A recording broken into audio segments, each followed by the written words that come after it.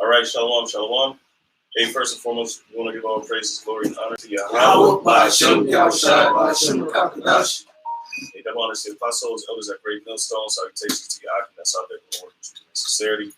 All right, so basically we hold camp indoors because they pretty much, got an edict out there, so we can't be, too bunched up together, If we're out there, we gotta be 6 feet apart and all this other stuff, and we under the threat of being arrested or ticketed and all of that other stuff. So, but the show goes on, and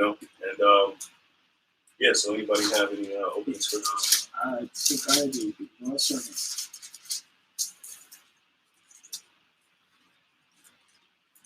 This is Isaiah chapter 10, verse 1. It says, "Woe unto them that decree unrighteous decrees." Yeah, and that's Esau. All right, because all this is all about control. All right, this is Esau capstoning his enterprise. Bringing in this new world order, revamping the whole financial system. Okay, to the digital currency. Okay, and it's for him it's now or never. So. Go ahead. And that right grievousness which they have prescribed. Yeah, and right grievousness that's all the legislation. Yeah, the legislations. Example, Project Megiddo. Yeah.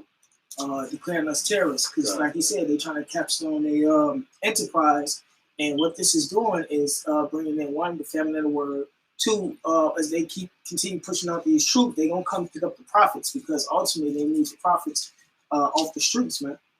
Because our kingdom is coming next. That's right.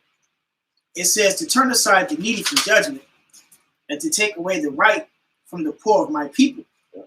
And that's what they're going to do, man. Okay, so we have a right to know who we are. We have a right to call upon the name of the Lord. We have a right to worship the Lord. And they're taking that right away from us. Okay. That widows may be their prey, and that they may rob the fatherless. Yeah, and that's basically what they have done, man. They aimed at the youth and they're pretty much coming against the youth. Targeting the youth. Targeting everybody.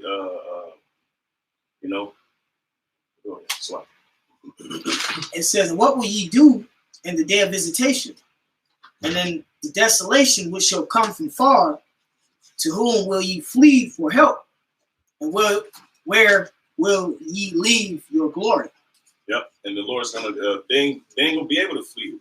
Okay, they ain't gonna have no place to flee. All right, the Lord is gonna wipe them off the face of the planet Earth, man. All right, especially over here in America, man. With all that they have done. Okay. What?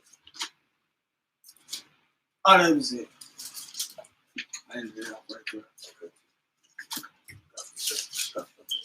This book of Amos, chapter 8, verse 11. And it reads, it says, "Behold, the days come, saith the Lord Yahweh, that I will send a famine in the land, not a famine of bread, nor a thirst for water, but of hearing the words of the Lord Yahweh."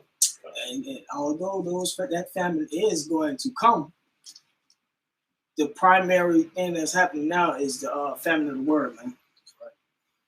That's why they passed the law that we can't be outside on the streets no more than 6 feet apart from each other. Each person.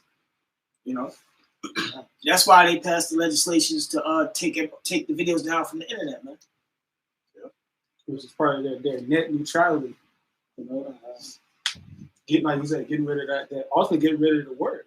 Because if you saying anything with some groundbreaking truth, they declare fake news, and take it down. Blocking brother sentence. That's why Trump been getting on that fake news, because everything is centered around us, being out there doing the will of Yahweh Shema Shai, So everything that they pass, all of the terrorist attacks, everything, they just getting ready to come to grab us up and bring in this new world order. Yeah, because they know You know, it's time. They have to act fast. And that's what they're doing, man. This thing sprang upon the world, man, like like the scriptures say, like a thief, man. You know, it came unawares. So we know that the pressure's on Esau to what? They gotta capstone their enterprise. You know? It's like it. Asher Israel Princess Shalom. And Shalom. It says, and they shall wander from sea to sea, and from the north even to the east, they shall run to and fro to seek the word of the Lord Yahweh, and shall not find it. Right. And so the Lord, somebody give me Revelation 3:10. And then, because the Lord is pretty much leaving the doors open, man. All right. We are like in the days of Noah. These are the same times or the same scenario that happened with Noah. Okay. We built the ark. You know, we're building the spiritual ark. We calling the people to Yahweh Shai, man. You know, and soon he's going to close that door. That's what's happening right now. You know, this could very well mean the end of street teaching. If it is, it's so be it. We're closer, man. You know, we don't know how long they're going to be, pushing this, stay at home. You know, this quarantine, self-quarantine. You know, we don't know how long it's going to go. You know, but hey, we here now. You know, it's like. No, I was just going to make a point pertaining to them taking down anything that's people speaking out or debunking the lies that they're putting out here. For instance, I think you had posted in the group chat about the father who died. They say he died from coronavirus, but then the daughter had spoke out and said, no, he didn't die from that. He had pre-existing conditions that caused him to die. You know, and so, but then they made it to where it looked like she didn't have. It was a fake page, or it wasn't her page, or whatever. So she had to go click on her name. Right. So that was a perfect example of just bringing out, like, debunking with their lies and how they're trying to shut us up. Yeah. Because they use this pandemic as a ploy to bring in the new world order. Man. That's where we at. We here, man. We've been talking about it. The elders, apostles, have been talking about it forever. You know, we've been talking about it. You know, now we're living in it. Okay. And these times, the earth is going to change. The world is going to change. Man. It's going to be decree and righteous decree that they prescribe. I'm going that word prescribe me to pre-written, before and then scribe. It's written, so they've written it down. This is in Psalms 94 and 20. It says, "Shall the throne of iniquity have fellowship with thee, which frame of mischief by law?" And that's the case we in right now, man. They framing up mischief. You know, they putting into law, you know, that those unrighteous decrees on can't be 6 feet in front of the next person, you know, social distancing and all that different stuff. When you go into that word law, Hebrew is, 1 second. Strong's page 2706. Hulk. All right, and that's it goes in Hulk. It says, prescribed portion, specific decree, enchantments, statutes, conditions, you know, so they set in certain, mischief, you know, certain conditions in place for the general population. But they still, they still want to implement that chip too. Yeah, it's all a prelude to the ultimate goal, which is to chip everybody. So that was W. I got a I got an article, and it's called "The God of Useful Pandemics." Oil on linen.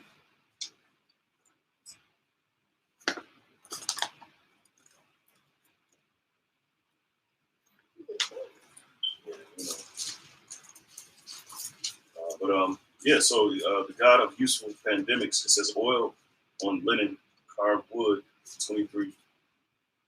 It says, I'll just get to the point. It says, this is a quote, all right, from Castal, 1991, explorer and UNESCO courier. It says, in order to stabilize world population, we must eliminate 350,000 people per day.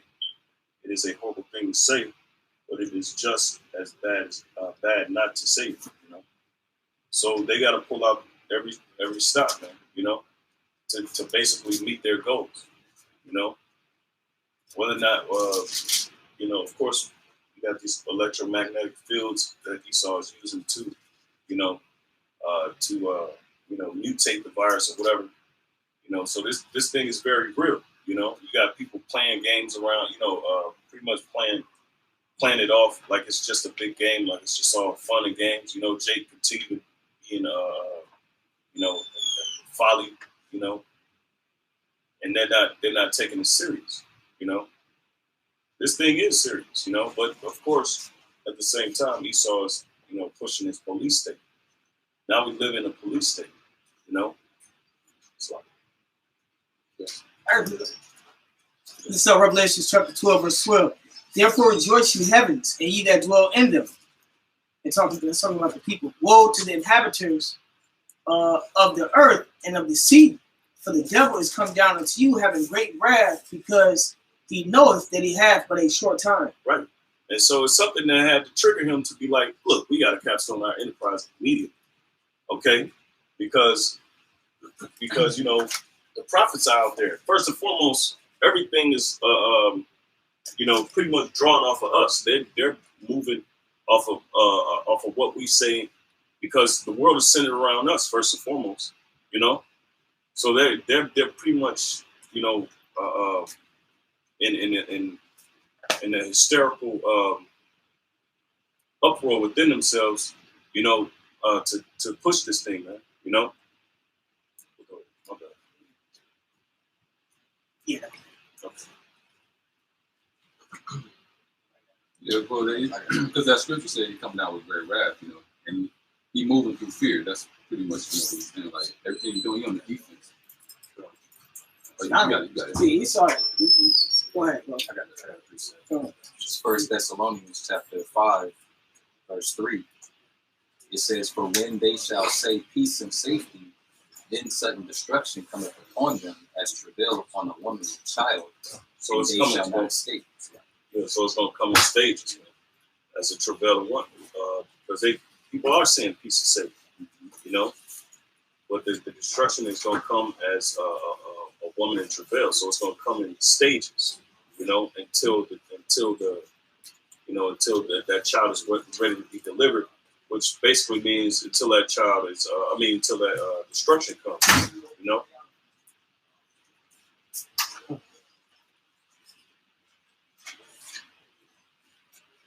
Go ahead. Mm-hmm. Verse 4, it says, but ye, brethren, are not in darkness, that day should overtake you as a thief. Times. That's why we've been out there doing this work, man. You know, so we can prepare ourselves and the Lord can deliver us, man. You know, that's why the word was given to us. We were spreading party how about our shot, man. You know, start from the elders on down. Us not being in darkness means we know the truth, man. We know what's going on, man. That's why we always get people running up to us now. Oh, y'all start there teaching a lot of stuff that y'all been saying is coming to pass. You know, this, that, and other, you know, and then everybody want to claim that they're Israelites or whatnot. You know? So, oh, no, you good. That was really well anyway.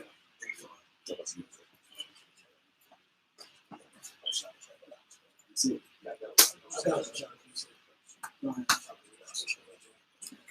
This book Isaiah chapter 59, verse 19 says, so shall they fear the name of the Lord Yahweh from the west, and his glory from the rising of the sun. When the enemy shall come in like a flood, the spirit of the Lord Yahweh shall lift up a standard against him. Yeah, so you know, even though Esau coming down the way he coming down and everything, as soon as he go to try to touch the Lord's prophets, man, the Lord will give this man spiritual powers. Man. See, Esau only have a certain extent to what the Lord will let him go, man. Just like the scripture said, man. A certain extent. That's it. All that Goku, that name some stuff when people using all this spiritual power, all that's gonna be in this reality, man. Everything you thought and wish you had, you think you're gonna have. Yeah. See the best thing? See that something? Hey, again, I got another one. This is again another quote from the God of Useful Pandemics. It says, "I believe that human overpopulation is the fundamental problem on Earth today. You know, but we know the secret agenda of Esau, man.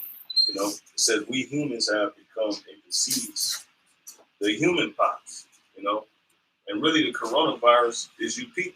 You know, you people are the virus to the top elite. You know, so it's like it says, we don't want the word to go out that we want to exterminate the Negro population, and we know that's Margaret Sanger.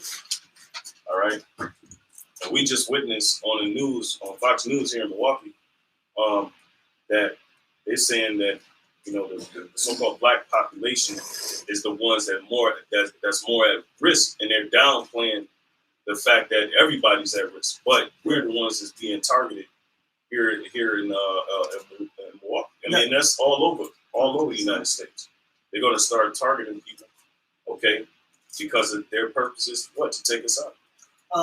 The Israelite population, because they said the north and the south side, and all on the south side you got all the Latino tribes, so to speak. Yeah, what is it? Northern Kingdom. The Northern Kingdom. Slocky. Yeah, you got the Northern Kingdom, all of them, from Simeon, Zebulun. You got all of them over there. They said the north and the south side. So they targeted Judah, Benjamin, Levi. Because that's crazy. That's how they got it split up too. Judah, Benjamin, Levi is on the north side, and then the rest of the kingdom is on the south side. You know, so Yeah, the rest of the northern kingdom. South side. And through the spirit and power, y'all, we've been telling everybody this, man.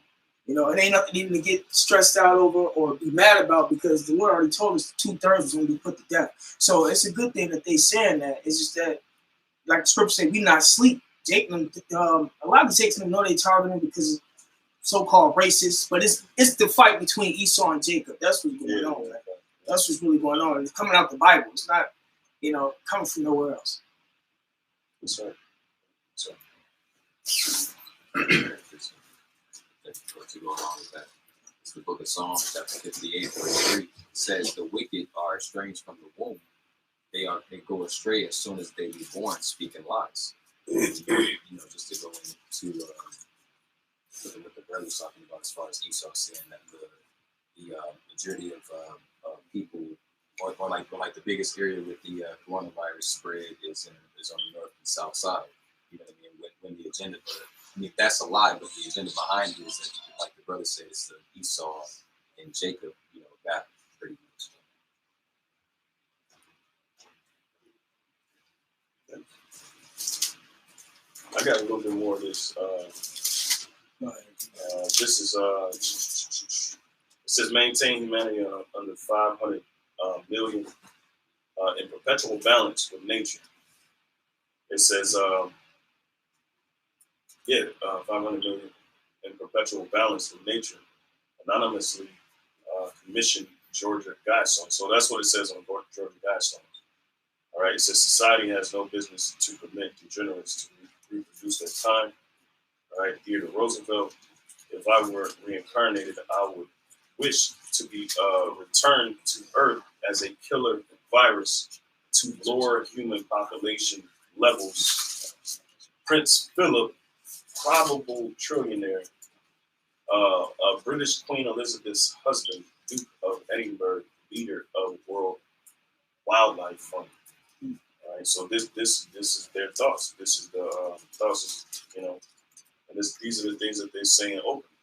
So we know that ultimately, like the brother was saying, which was perfect, that this is definitely Jacob and Esau thing, and he's fighting. He's gonna fight, to the very end for his,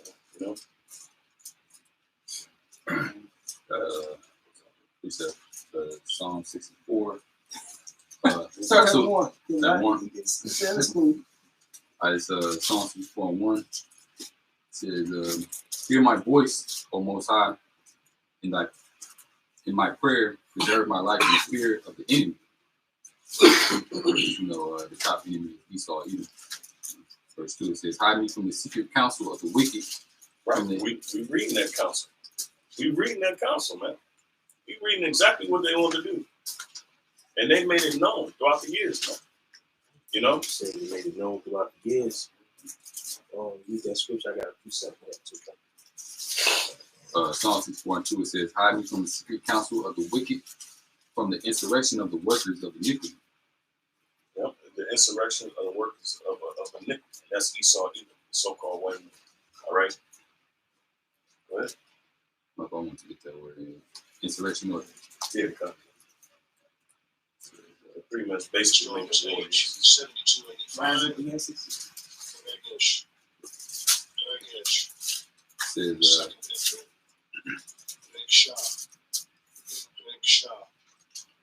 it says pretty much the main one is scheming. You know? So it's like they've been scheming. Root words say to conspire, to plot. You know, so they've been plotting on this, you know, plotting the righteous. Conspire. They use that word conspiracy all the time. You know, the FBI uses it against Jake when they're selling drugs and stuff, you know. So when we use it, you know, they say that conspiracy it's a different tone now, you know. It has something to do with the top officials. Yeah. They've been plotting this for a long period of time. Yep. So I'm going to bring the scripture out and done out. Wisdom a little bit more. It says, verse 3, it says, who wet their tongue like a sword and bend their bows to shoot at their arrows to like even bitter words, that they may shoot in secret at the perfect. Suddenly they shoot at him and fear not. They encourage themselves in an evil matter. Yep. And so they don't fear. Okay, they don't fear. They going all in. Okay, because they know that they have a short time. I heard the other day say, man, you think Esau is not going to just give up the kingdom? He's not just going to give us the kingdom. Say, here you go, Israelites, y'all can have a kingdom. No, he's going to fight tooth and nail for his position on this earth. All right, because the threat is that he's going to be moved and exterminated from the earth. So he has to mobilize, and he'll give it. He don't care. You know, he's not thinking about what God said, what we're saying. When we rose up, when we got this truth, they started to fear, you know, because they knew their time was up, and everything that they've been trying to do, eugenics and black codes and all this stuff, and sterilizing us, didn't work. So now we're going into phase pandemic, okay, where they're gonna make big on their on what they want to do, man. That secret council. So, go ahead. Yeah, you know, it's like what you said, and it's through the spirit too, man. It's good they're gonna try to fight back, because even if they did try to give it to us, they'd be going against prophecy. Yeah. They'd be going against prophecy. If I may bring this out real quick. I'm going to bring this out after you. Cool. This is Numbers 35 and 33. It says, so you shall not pollute the land wherein you are, for blood it defileth the land, and the land cannot be cleansed of the blood that is shed therein, but by the blood of him that shed it, man. So Esau, y'all gotta die, man. Y'all have to die. There ain't no way around it. We don't want y'all to give us nothing. We don't want no 40 acres. We don't want no land back. We want this done the way that the Lord wanted it to be done, because it's just the righteous way to do it. You know? Yeah, back to the plot. The brother was bringing out. This is Psalms 83:1. It said, keep not thou silence, O Yahweh. Hold not thy peace, and be not still, O Yahweh. For lo, thy enemies make a tumult. But basically, they all coming together. You know, basically, tumult is like a shouting, like a raging, shouting noise. You know. He says, and they that hate thee have lifted up the head. They have taken crafty counsel against thy people and consulted against thy hidden one. And that crafty counsel is what? Everything that they have pretty much thought of and brought to pass, you know. Micah 2:1, I think you brought up. He devised evil upon his bed. You know, so they devise a lot, man, you know. It says, they have said, come and let us cut them off from being a nation. See? They have said, come and let us cut them off from being a nation. They don't want us to be a nation anymore, man. That's why they put Georgia in the neighborhoods. That's why they brought up that pandemic. trying to get rid of over what 500, Yeah. 500. We put 500 million people on Earth. Yeah. But they may want to get rid of so-called Blacks, Lives, and Native Americans. That's the main thing. You know what I'm saying? As I was about to mention about, this Esau and Jacob's, you know what I'm saying, fight. You know, he said they have taken crafty counsel against our people and consulted against our hated ones that have said, come and let us cut them off and build a nation, that the name of Israel may be no more in remembrance. And that's the reason why our people don't know who the hell they are. You know, they think they African Americans, they think they Mexicans, they think they Puerto Ricans, they think they Colombians, you know, and all these different bywords. All right, that's why they cut off and build a nation, man. And they cut off from their power. 2/3 gonna get cut off anyway. But the elect is gonna thrive, man. 144,000. You know, it says for they have consulted together with one consent, they are confederate against you. It says the tabernacles of Edom. Yeah, tabernacles of Edom. The whole house of Edom. All right. The whole nation of the so-called white people. Starting with the elites. You know. It said, and the Ishmaelites. And that's the reason why they put the stores in your community. At first, in the black community, so-called black community, it was Jake had stores back in the day. But now, through the years, they put Ishmael in your hoods. Okay? You know what I'm saying? They rapping with you. They give you free shit. They give you these Fox free shit. You know what I'm saying? For them to get their little ride sucked off. You know? Yeah, so it's all a plot, man. And for Moab. Yep, the Chinese. Man. So they pretty much came together to come against us. They're part of the plot too. You know? And that's why the Lord has judgment for these other nations as well. You know? And it goes back to gentrification. Because they push you Jakes out of the neighborhood. That's why they tune out all the projects and put all the different manufactured business, you know what I'm saying, in townhouses and stuff like that. It's all a plot, man, to move Jakes out of there, you know, in any form or fashion.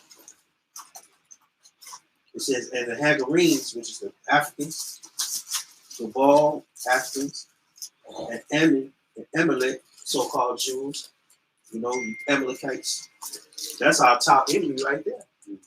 They're the ones behind the coronavirus scheme. Man. They behind everything, man. They run the whole world, man. The Learned Elders of Zion, like the brother got in his book, man. You know? It says the Baal and Amalek, the Philistines, the other Africans, with the inhabitants of Tyre. So all these different nations, man, is plotting against the so-called Blacks, Lives, and Native Americans, which is the biblical Israelites according to the Bible. And our power is Yahweh, and the Son is Yahweh Shai, man. All right, we're the biggest threat in the world. Right? 100%. It's Proverbs chapter 4, verse 16. It says, "For they sleep not, except they have done mischief, and their sleep is taken away unless they cause some fall." You know, so when you look at the elites of the society, they actually lose sleep if they don't commit wickedness. You know, if they're not causing some type of grief, some type of sorrow in the world, that actually bothers them. You know, so it's in their spirit to create chaos in the world, man. That's what they were created for. The scripture said that they were created for the day of evil. That's right. This is Romans chapter 9, verse 22. I kind of want to start 17 though, because it goes into saying that Esau, like the Lord, put him in position. We're going to bring him down. So I'll read down. I'll start off and read down. This is verse 17. And it reads, it says, "For the scripture said unto Pharaoh, even for this same purpose have I raised thee up, that I might show my power in thee, and that my name might be declared throughout all the earth. Therefore, after his mercy, on whom he will have mercy, and whom he will harden. So thou wilt say then unto me, why do he yet find fault? For who hath resisted his will? Nobody. And then really, the Most High Yahweh gave them the green light to do what they're doing. It says, nay, but O man, who art thou that repliest against the Most High? Yeah. So if he chose you to be wicked, you're going to be wicked. If he chose you to be righteous, you're going to be righteous. He saw me going off if he did righteousness. He can't. He said he's estranged from him. You don't know the way of righteousness. Shall the thing formed say to him that formed it, why hast thou made me thus? Have not the power over the clay of the same lump to make one vessel unto honor and another unto dishonor? So Esau is going to be the vessel of dishonor, all right? And we're going to be the vessels of honor, What if the Most High willing to show his wrath and to make his power known, endured which much long suffering, the vessels of wrath fitted to destruction? So the Most High Power has been waiting, all right, patiently, okay, for this time, all right? Everything has to fall in place before the Lord strikes, okay? They got to make their last stand, and this is pretty much their last stand until the Lord strikes, man. All right, they are vessels fit for destruction, man. They were made, all right, like the scripture say, Proverbs 16:4. I think the brother quoted it earlier. Yeah, you can. Oh, what you? What's that scripture you just called?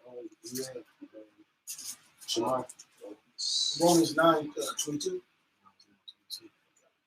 It's Proverbs 16:4. It says, the Lord hath made all things for himself. Yea, even the wicked for the day of evil. So the Lord is, hey, plain and simple. They were created for the day of evil. And evil just means bad time. So I heard a quick piece of, if anybody, Isaiah 34 and 6 says, the sword of the Lord Yahweh is filled with blood, is made fat with fatness, and with the blood of lambs and goats, with the fat of kidneys of rams. For the Lord Yahweh have a sacrifice in Babylon, and a great slaughter in the land of Idumea. Because Idumea that goes into, Egypt. The whole house. Yep.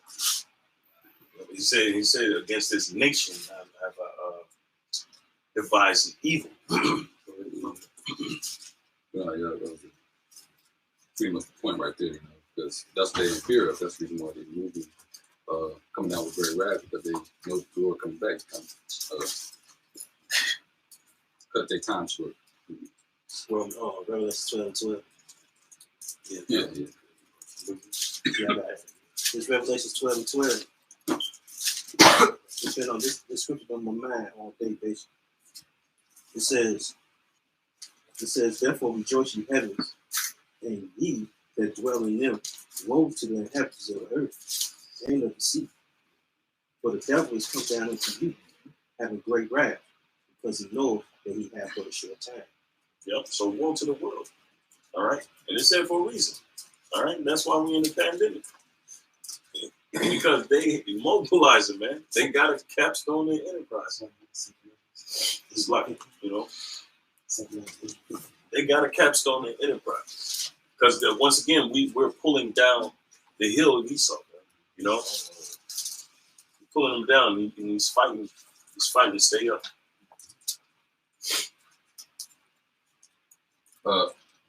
You see, Paul, you wanted it now? Yeah.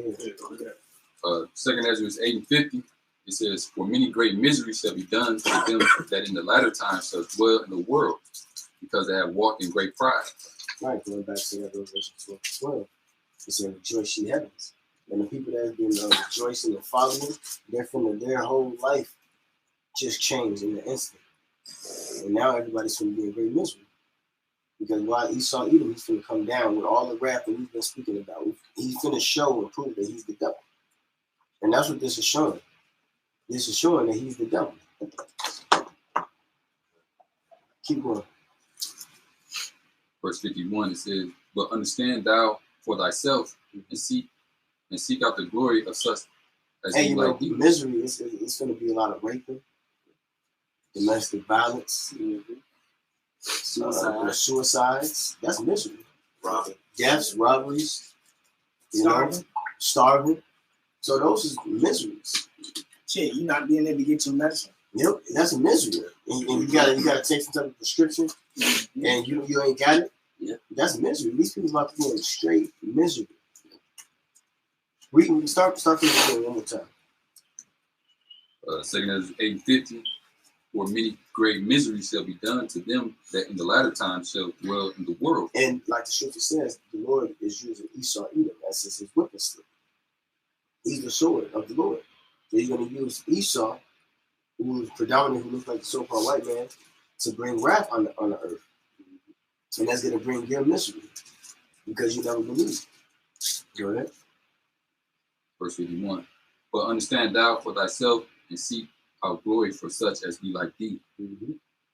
For so we have no, for us the prophets and men who are doing this work, don't worry about those that's going to die because that's inevitable. They're going to die. These people, the world is going to be upside down. So what we have to worry about is the glory that's coming to us. You know, you can mourn. Well, yeah, it said mourn for 7 days. Yeah, but just remember, all your family, and if they're not up in this truth, is gonna die. So, you know, you might as well go ahead and get that in your spirit now before you be around here. Everybody died back to back. And stuff. Boy, you're gonna be tore up. Yep.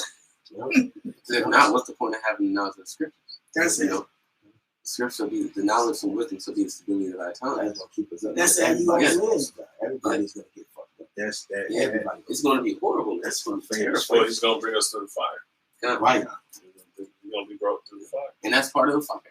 You gotta stand firm, man. We're gonna be in the midst of it. Yeah. Somebody wanna get after you finish that, somebody wanna get it says the righteous shall suffer straight things, but hope for wide. Yes, Second, you'll get that. Go ahead, Ahmad. Verse 2. For unto you is paradise open, and the tree of life is planted, and the time to come is prepared. Plenteousness is made ready. The kingdom. So we have glory coming through all of this here.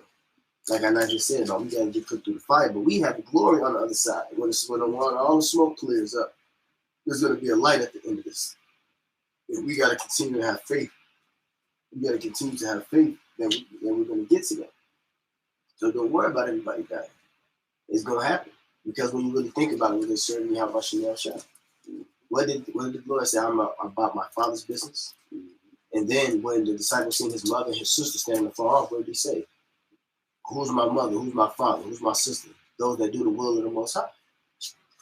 So that should furthermore push your spirit into, you know what, it's going to be to hell with these people. You know? Because everybody's going to be dropping. You know, your favorite cousin, if you don't believe, your auntie, if she don't believe.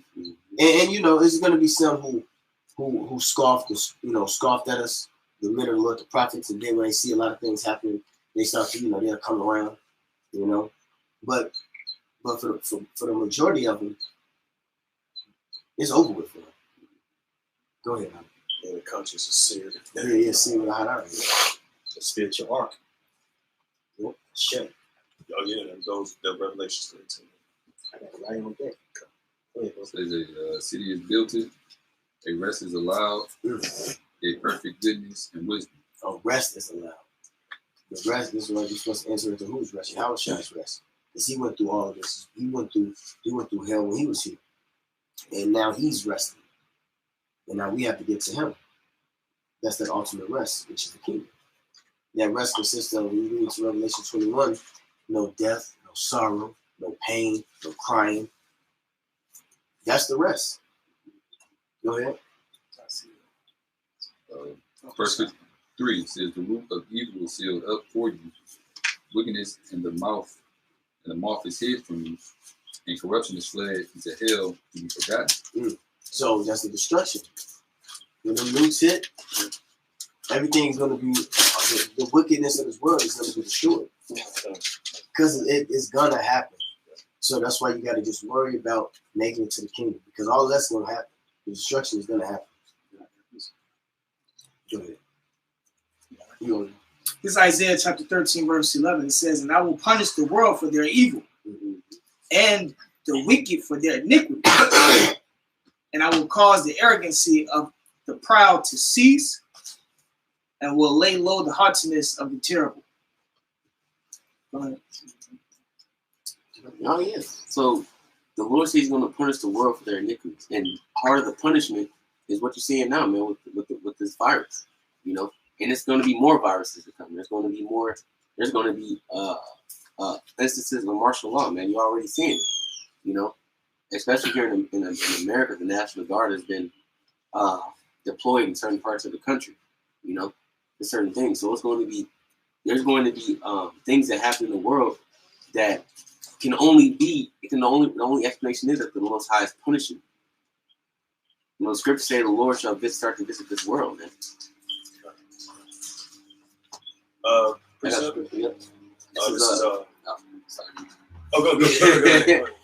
This is Jeremiah 16:4, 16:3. It says, for thus saith the Lord concerning the sons and concerning the daughters that are born in this place, and concerning their mothers that bear them, and concerning their fathers that begat them in this land. They shall die of grievous deaths. They shall not be lamented.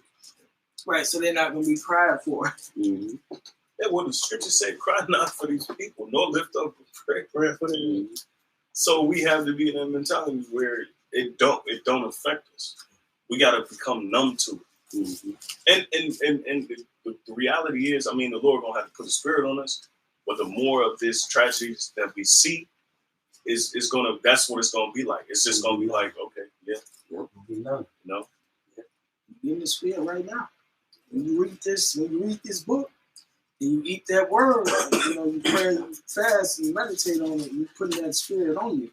You know, that's why Jacob not gonna make it, because they wasted time. They didn't come and get the understanding and lived it. They didn't walk the walk, you know, so to speak, man. So the spirit is being given out right now, you know. It says, neither shall they be buried, but they shall be as dung upon the face of the earth. And you're seeing the remnant of that today. You know, when you go into the death toll in Italy, they're not even burying the dead. The morgues are filling up with bodies.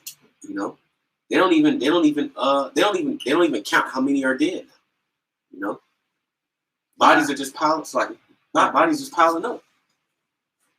They're not burying the dead in Italy. Nope. That's how you spread diseases. Mm-hmm. Let the plagues continue. Yep. Because there's going to be too many to bury. Precept. This is 2 Ezra 7:18. It goes back to what Brother Tucker was saying. It says, nevertheless, the righteous shall suffer straight things and hope for while. Also, like, let me start a verse. My bad. It says 2 Ezra 7:17. Then answered I and said, O Lord, that bearest rule, thou hast ordained in thy law that the righteous should inherit these things. Talking about the kingdom of heaven. It says, but that the ungodly should perish. You see, nevertheless, the righteous shall suffer straight things and hope for why. And what's that why? The kingdom. I said the righteous shall suffer straight things. How you spell that word straight? S-T-R-A-I-T. Somebody pick it up. Look up that word straight. S-T-R-A-I-T. A-I-T. We got it. It says straight. It says a narrow passage of water connecting two seas. Says used in reference to a situation characterized by a specific degree of trouble or difficulty. Mm-hmm. So the righteous gonna suffer trouble and difficulty. Mm-hmm. Harsh things is gonna happen. You know? And what we have to hope for the kingdom through it all. Like you said earlier, we got to go through the fire too. That's why the scripture says, no temptation taking you such as common to man. Everybody's going to go through these temptations. But with the faith and the will of the Most High will make a way for you to escape. It was how are we going to escape this? By having faith. Wisdom and knowledge is the our time. So we're going to go through hell too. Brothers getting sick, their children getting sick. You know what I'm saying? You may be out on a run, you may get persecuted, maybe closed in, you know? All type of stuff, man. But all of that is the hope for the why, because the scripture says that it was going to happen. Go ahead. It says, for they that have done wickedly have suffered the straight things, and yet shall not see the wise. So they ain't got no chance. We got a chance. We actually have a chance to get to live in righteousness. We have the first class seats. The Lord actually gave us the first class seats to get on the chariots, man. First round trip on the chariots. First class seats, man. We got the opportunity to reign with Yahushua 1,000 years, going back to Revelation 20 chapter. And that's really forever. And as far as the rest of the world, they have no idea about what the fuck is going to go on. They have no clue. Fake ass woke people, they have no clues. No clue. Fake ass woke people. Hell, even Israelites, even guys who call themselves Israel, they ain't got no fucking clue. Those that's really not about this. We had a lot of guys that come up and claim that they're Israel and that they Israelites, but they ain't doing the work. They're doing everything in the world. They ain't got no fucking clue.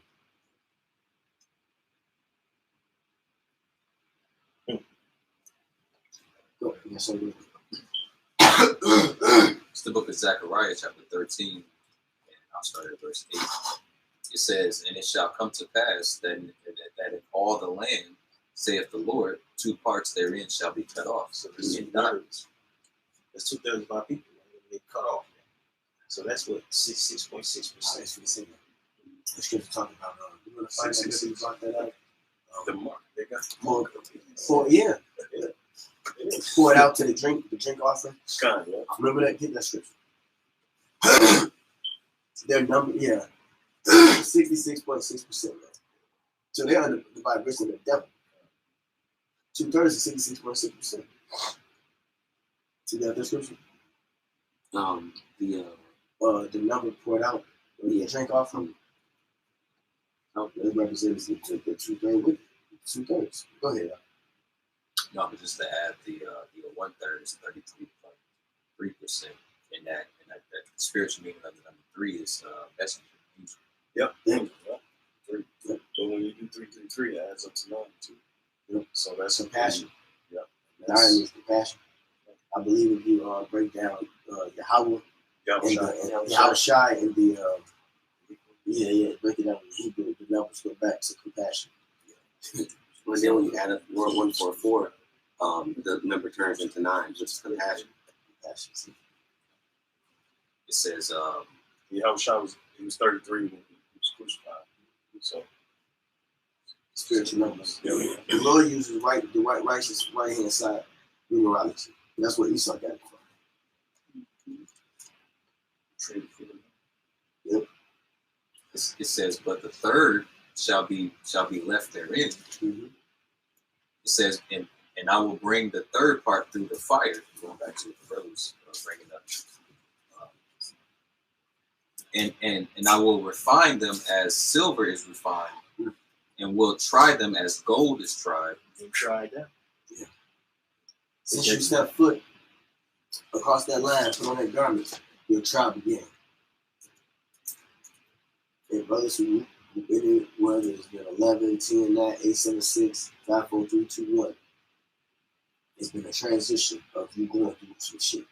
Understanding more things. You know what I'm saying? Realize that it ain't this or it ain't that. You've been beginning to get tried. When you first said that you were Israelite, you put on that garment, that was an unspoken vow to how much you got shot. That was a vow. Yep. Go ahead. It says, they shall call on my name, and I will hear them. Yep.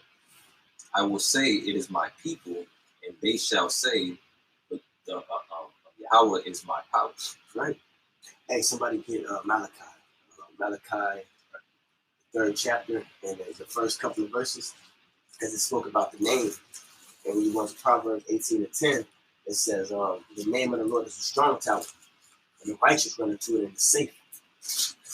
You go into John the 17th chapter, Yahweh prayed for the elect and said, I gave them your name. And he prayed for us to be protected in this world because of the name. So that's a good thing, having that name. The name is what's going to deliver us when everything boils down. You know? I got that John 17. God. Malachi, when it says, Malachi,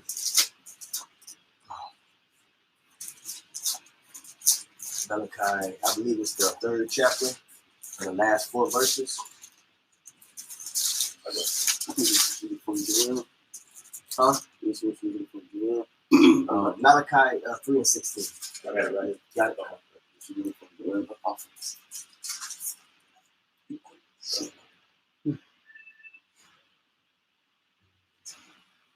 I got John 17. This is Malachi chapter 3, verse 16. It says, then they that feared the Lord, Yahweh, spake often one to another, and the Lord hearkened and heard it.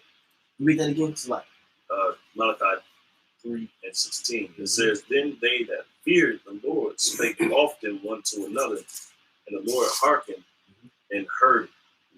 And a book of remembrance was written before him for them that feared the Lord, and that thought upon his name. right. So those that feared the Lord and thought upon his name, it says spake one to another. We're speaking the name to one another. You know, the Lord's name is Yahweh. You know, and we make that name known because without that name, you ain't gonna be delivered. We fear the name, so we're speaking one to another about Yahweh Shai. Who's doing that? That's what we're doing. We get with the apostles on that because they push the name. Go ahead. It says, and heard it, and a book of remembrance was written before him Mm-hmm. for them that feared the Lord, and that thought upon his name. It said a book of remembrance because when that name started to be spoken in the earth, the Lord began to hear it. Because remember, it was times when it was Jesus was just being called God, Allah. But when that name Yahweh came in the world, the vibration of the world changed, and the Lord heard that name. And when you go into the scriptures, it tells you how he's going to open up the book of remembrance. Meaning what? The promises that he gave Israel, he's gonna hold his promises. The promises that the Lord gave to Abraham, Isaac, and Jacob that we're going to get the kingdom, that was remembered. That began to be remembered. Why you think Esau, Edom, they tried to hide the name? Because they knew through that name was power. That's why they gave us Jesus. They gave us God. They gave us Allah. They gave us all these other fucking names, Yahushua, Yahweh. They gave us all these different names, what the name of the Lord was. But as soon as we start speaking the name Yahweh, the book of remembrance was open. Go ahead. It says, it's like in verse 17. It says, and they shall be mine, said the Lord, Yahweh of hosts. It says, in that day when I make up my jewels, and I will spare them as a man spared his own son that serveth him. He make up his jewels. The jewels are scattered on the four corners of the earth. The elect, those are the jewels.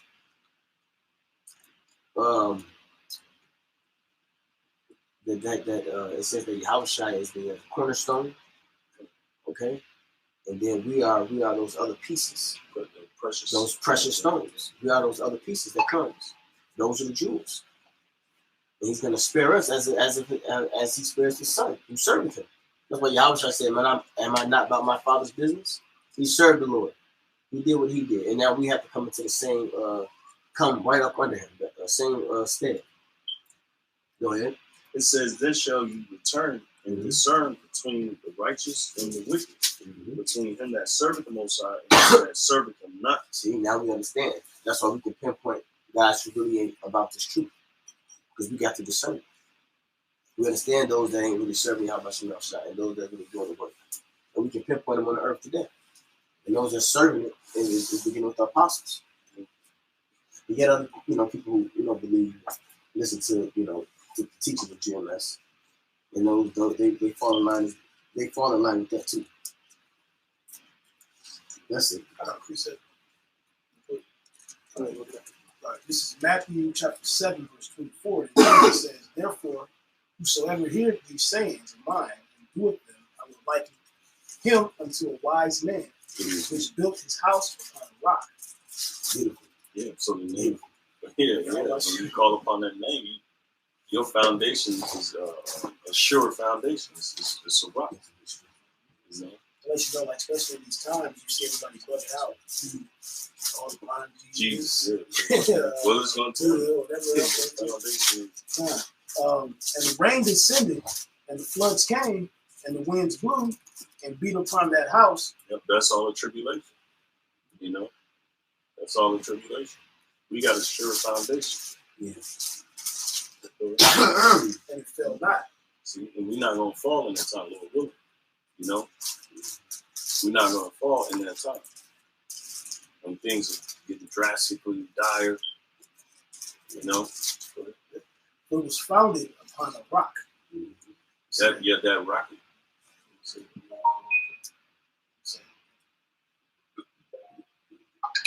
Yeah, but that rock is your house shot. I don't want to say it. It says, "And everyone that heareth these sayings of mine and doeth them not shall be likened unto a foolish man, which built his house upon the sand." No foundation. Yeah, no foundation. They build it off of the principles of scripture, which you got to eat the whole world to have that foundation. It says, "In the You rain." can't be having itchy ears. You believe in Yahweh Shai, or like you got guys who know they're Israelites, but they stick to the Old Testament. That's not a foundation. Or know that the Israelites already stick to the so-called New Testament. That's not having a foundation, because everything that's in the Old prophesy Yahweh Shai in the New Testament. So how can you not deal with the whole book? Those guys don't got foundations. It's guys who call themselves Israelites, but they call them Ahaya. That's not a foundation. You got guys that even say Yahweh Shai, but they're in this whole militant, militant demonic spirit, but then they don't believe in the mark of the beast, which start fighting shit. Or then you got guys that believe that they're Israelites. Don't believe John.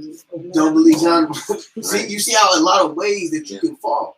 There's a lot of ways. It don't matter if you call yourself Israelite. That's why I say you can say you're an Israelite. We all supposed to know we're Israelites.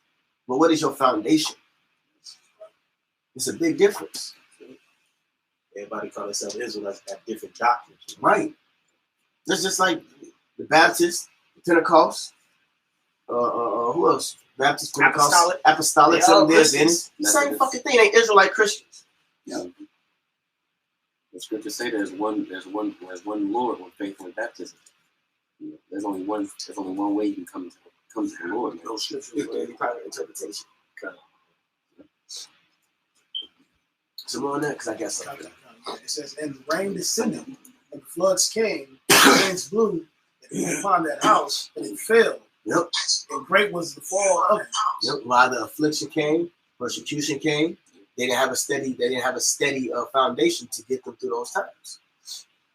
Any fucking doctrine that came up, like like 4 guys from the LA camp, a couple 6 years ago, had fell to the flat earth. Another guy in Virginia, he fell to the flat earth. But 2 of them, well, it don't matter. But in Virginia, guys fell from the flat earth. Guys had an issue with the so-called quote-unquote rape doctrine, which is just the law about how you handle a particular situation. And then they scoff and scorn and talk, crap. Falsifying information. Yep. Against college baby rapists and all that. Yep. False accusers. Speak about being false accusers. Yep. But y'all fit the lots of the old Pharisees, the old scribes, and all the ones that came up against Yahweh Shai the prophets. All you gotta do is read. It's right there. That's who you. That's who y'all fit. That's who y'all are, man.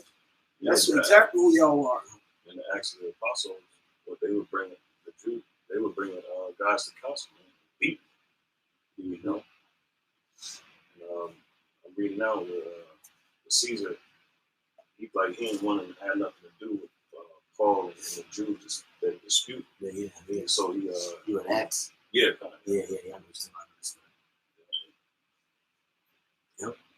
Yeah, but they were bringing guys to council all the damn time, man. All the time. Beating them, you know. And after them beatings, what they do, they went back out there and talk. Yeah. Mm-hmm. Did we tell you that speaking his name? This guy doesn't know who the men of the Lord are. Mm-hmm. Yeah. They know who the men of the Lord are. That you actually believe. They know who the men of the Lord is. God. They know. They know Great Millstone as majority of the men of the Lord. They know. That's why they come up against us. Because how you know that they know? If they knew, it's like the wicked Pharisees and scribes knew that Yahweh Shai was the Messiah. They said if we leave him alone, people gonna believe him. If we leave him alone, people gonna actually start believing him. So they form a line. They begin to set up false witnesses to get them taken out. Just like how they seek them agents and shit like that. Yep. I got something. This is 1 Peter 2 and 4. To whom coming as a living stone, disallowed indeed of men, but chosen of the Most High and precious. Yeah, living stones, house. Ye also, as lively stones, are built up a spiritual house and a holy priesthood to offer up spiritual sacrifices, acceptable to the Most High by Yahweh Shai HaMashiach. So you had guys who didn't believe. They didn't believe. They disallowed him. They didn't believe that he was a Messiah. They didn't care. Then you got those other ones, the lively souls, built up a spiritual house and a holy priesthood, which is the elect, the prophets, to offer a spiritual sacrifice. And what's the spiritual sacrifices? When we out there on the Masabak. What is that? When we out there on the highways and hedges. The altar. That's the altar. The Masabak is the altar. When you're a priest, you go to the Masabak to set up sacrifices to the Lord for the sins of for Israel. So we are the new priests that's offering sacrifices, spiritual sacrifices to Yahweh Shai. And how we do that is by going on the highways and hedges. That's the altar. Wherefore also it is contained in the scripture, behold, I lay in Zion a chief cornerstone. They do say it's our reasonable service. Yep, our reasonable service. I got Romans 12. I got a precept after that. Come. Yeah, let me finish this up. All right, go ahead. It says, behold, I lay in Zion a chief cornerstone, elect, precious, and he that believeth on him shall not be confounded. That's why whenever doctrines come up, we can hit the scriptures. We can get straight to the scriptures and prove them wrong through spin power Yahweh. Just like with the whole John the Baptist thing. And they ain't speaking on it no more. Because they knew they was wrong. What did Yahweh tell Peter? He said, you're gonna be upon this rock. Upon this rock. Yep. Upon this rock. And he said that the gates of hell shall not prevail against. That's having the foundation of Yahweh Shai, and we won't be confounded by the world when it comes to this doctrine. Right? Unto you, therefore, which believe, he is precious. But unto them which be disobedient, the stone which the builders disallowed, the same is made the head of the corner, and a stone of stumbling, and a rock of offense. And that means that those same guys that disallowed him, back in the ancient world, are here now today. They can't get the scriptures. They can't understand the truth. They look at different topics in the scriptures and it's foreign to them. They can't even understand it. They stumble. They stumble. He a rock of offense. Mm-hmm. So he's like previous to before. Like you said, they offended. Yep. Well, like you always bring out, wisdom to a fool is like what? Feathers on the feet. So they feel, a lot of these guys, they feel like the scriptures are chaining them and they don't want these chains. You know, But these chains that's the rest. God, That's the rest. Well, you're being changed you're a to prisoner. You're a prisoner of your house. prisoner of who? Right, prisoner of hope. It's a Oh, I was going to mention. I believe it's John 6, where it says to eat my flesh and drink my blood. God. Those disciples that was with Yahusha, they didn't understand it, and they got offended. They thought he was talking about cannibalism. They got offended at his saying. And when you go to, it's funny because when you go to John 6 and 66, it said many of his disciples fell back. John 6 and 66. God. Come on, man. It's that time. Many of the disciples went back. They walked no more. 6.6%. And they walked no more with him. John 6 and 66. It says, the stone which the builders disallowed, the same is made the head of the cornerstone, and a stone of stumbling and a rock of offense. Even to them which stumble at the word, being disobedient, whereunto also they were appointed. See, they was appointed. It's people that's appointed to be destroyed, and it's people that was appointed for salvation. God. And that's what it is. If you don't, but the thing is, you don't know if you're appointed. You don't know.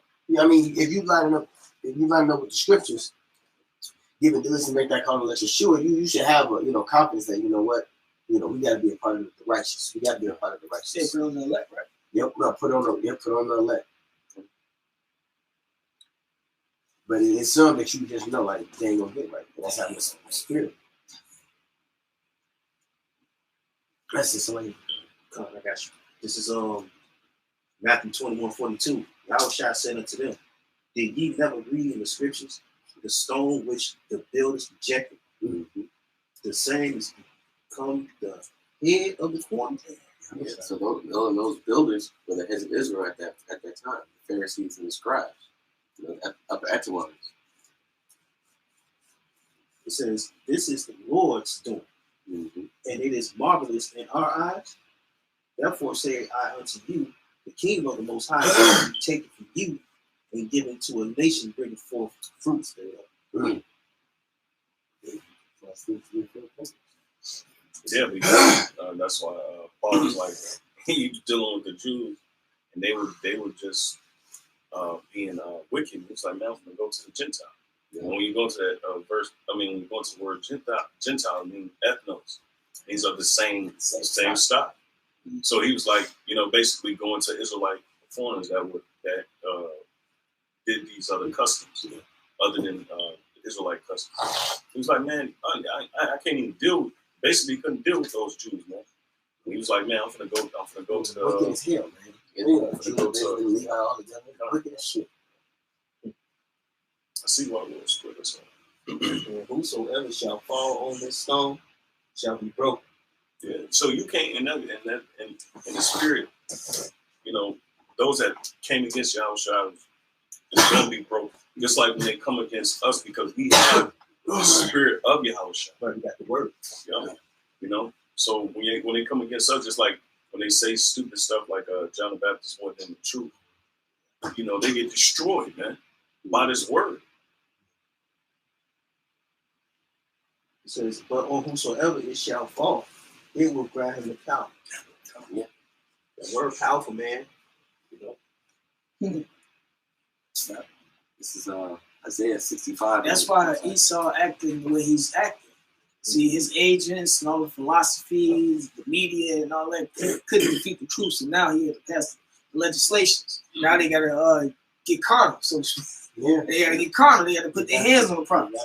But the Lord said, well, this is just, it's over with now. Because now it's time to go to war.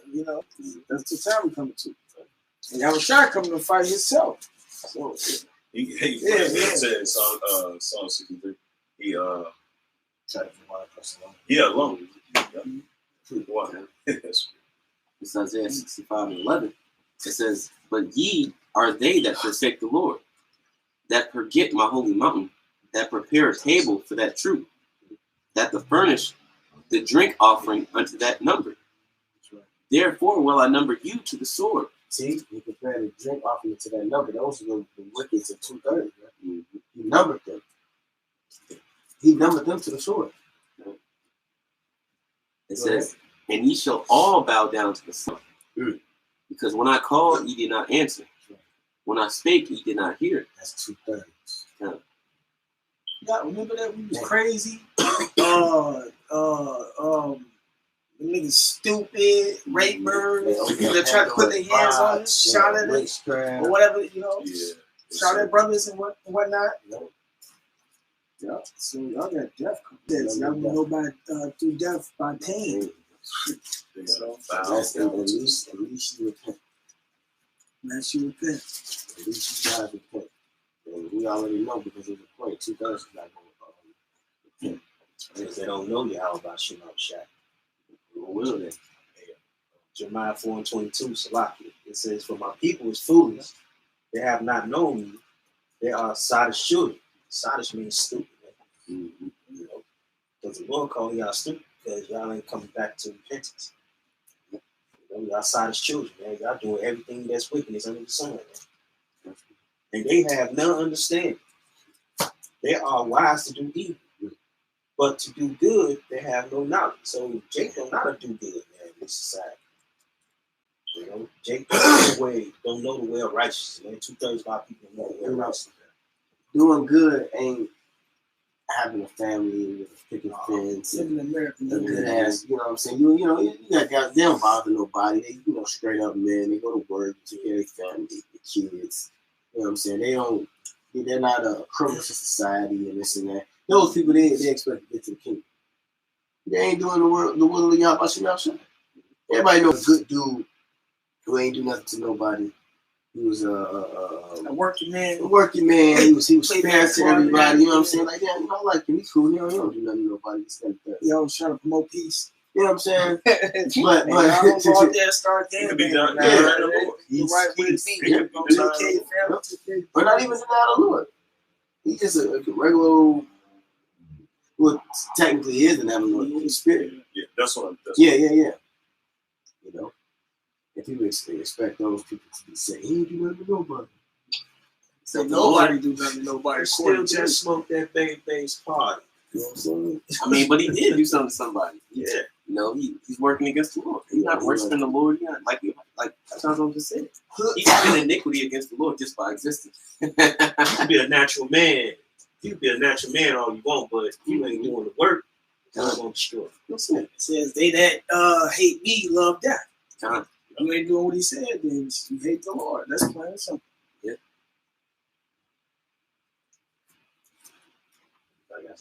You said that we'll cut it. Coincide with what you talking about. This is Psalms 36. Verse 1 says, the transgression of the wicked saith within my heart that there is no fear of the Most High before his eyes. For he flattereth himself in his own eyes, and to his iniquity he found to be hateful. The words of his mouth are iniquity and deceit. He hath left off to be wise and do good. He deviseth mischief upon his bed. He sitteth himself in a way that is not good. He abhorreth not evil. Thy mercy, O Lord Yahweh. You're supposed to abstain from evil. O Lord Yahweh is in the heavens, and thy faithfulness reacheth unto the clouds. Thy righteousness is like the great mountains. Thy judgments are a great deep. O Lord Yahweh, thou preservest man and beast. How excellent is thy kindness. His righteousness working all things, man. When it's filled in the earth, everything is going to be pretty much, settled. It's going to overwhelm the earth. And you're going to feel it like we feel this wicked vibration, that go through the earth. We can feel it, But when righteousness is come, we're going to feel that too. And everybody's going to be rejoicing, They're going to be depressed anymore or sad. Because his righteousness is going to fill all things. There's one piece I got it. just to land back off the brother when he was talking about regular Joe Schmo that ain't bothering nobody. You know, if he happened to pass, it's for a reason. It's his judgment. This is Job chapter 4, verse 7. It says, "Remember, I pray thee, whoever perished being innocent, or whoever the righteous cut off." So, you know, just to back of the brother said, but I don't know. Nah, continue reading that. I'll take that. Finish that one. Yeah, so whoever perished being innocent, nobody's really innocent. You know? Nobody. Everybody is the Lord. Somebody in some way, shape, or form, you offended the Most High in some way. Yeah, he said, scripture say the law have dominion over men as long as he liveth. And that book was supposed to be passed down for generations and generations to know what we are to do and to learn from what was happening in the past. You know, they didn't made us believe that we were a totally different people than who we are. So, but we're still being held accountable. That's why the Lord said there's sinless men out there, man. I will judge you more than Israel. Meaning basically, if you're an Israelite, you're going to get judged based upon the law anyway. Yeah. It says, verse 8, it says, "Even as I have seen that it's like they that plow iniquity and sow wickedness reap the same." Right, man. So ain't nobody in it. And you ain't going to get away with anything. So you saw you've been doing all type of things. And, you know, everybody been doing all type of things, man. And thinking it won't come back to bite them in the ass. And they will. That's just how the Lord set it up. This is 1 Corinthians 12:14. This is going to back you up. It says, "The natural man, but the natural man received not the things of the Spirit of the Most High, for they are foolishness unto him." Yeah, so we can't understand it. That's why when the scripture tells you that that we're saying that foolishness of preaching, you know, they don't understand. This is foreign to them. You know, like scripture say, they were appointed to disobedience, so they're not going to understand anyway. You know? It says, it says, "For they are foolishness unto him, neither can he know them." See? So anything spiritual, we try to break down. You know, anybody is going to be like, "Hey man, they really not trying to hear." Yeah, you're not getting getting stupid.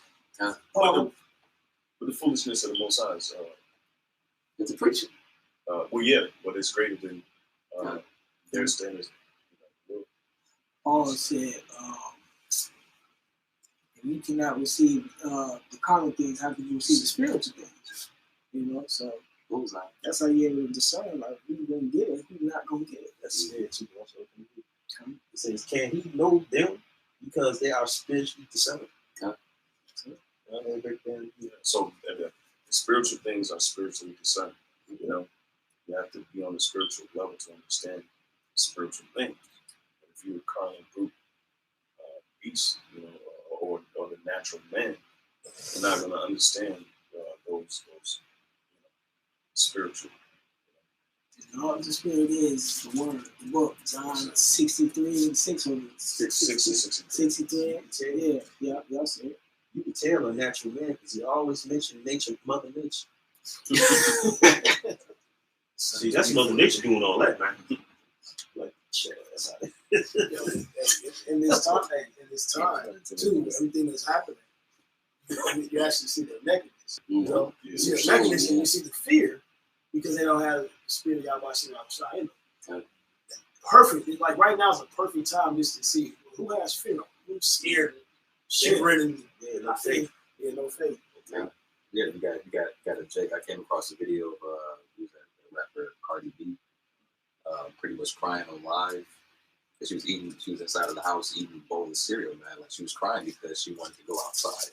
She couldn't go outside. You know what? I'm still gonna do it. I'm gonna make a lesson on these actors and these actresses because they helping Esau forward this whole agenda with this whole pandemic situation. And a lot of that shit, they be acting and shit too, man. You know, what is it? It's in the book Codex Magica that they all given strict rules that they have to abide by just to help further the agenda. You know, so that's all you've been saying. And then and then you gotta understand the psychology of it, or I forgot I forgot the specific word, but she helped them push out a vibration that's getting all these people in the same spirit as her to where they gonna be wanting to rise up and shit too. So that's still a part of the agenda because people don't like sitting in no house for no X amount of time and can't go and do what they want to do and whatnot just because somebody told them not to do it or some shit. And then Jacob don't believe in Esau too much anyway. So it's like being in prison. Like you can't put a person in what's that? Isolation. Yeah, solitary confinement. Yeah. You can't put a person in solitary confinement for more than 24 hours. That'll break somebody's mind. So think about how these people who are weak in their mind are their minds breaking from just being in their own house. And then women don't sit down for nothing. Man, they are busybodies. All that extra stuff. Women don't like to sit in the house for nothing. They at somebody else's house talking some type of BS gossip or not, or they're at some store. And they be at the stores just looking around and show some adultery type stuff. On some wanton shit. That's it. Yeah, that's the word. And what more? Esau ain't giving them an outdate. Man, they just in there tweaking. We don't know. That's how exactly. But that's how we learn. That's how you punish people. You don't give them a specific time on when they back in your faces and everything. Just like when I give them a specific time for when you're coming. So people just fear. That fear unknown for them. They sitting there, they just scared. Don't know what to do. Well, the Lord is going Esau once again is nothing more than is the Lord's pit bull, and the Lord, that's how cold the Lord is, man. He can use anybody for his purpose, and that's the purpose for these niggas.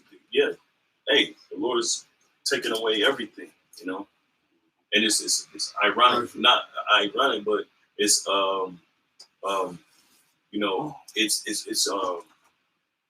you can tell it's the Lord by how much control Esau has, and it's pretty.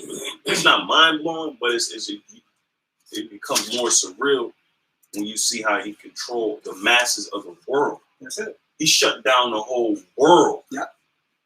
Okay, through fear and all these things, but it's really the Lord, man. That's it. I got scriptures back here to show about the natural man. Psalms. Go ahead, Psalms.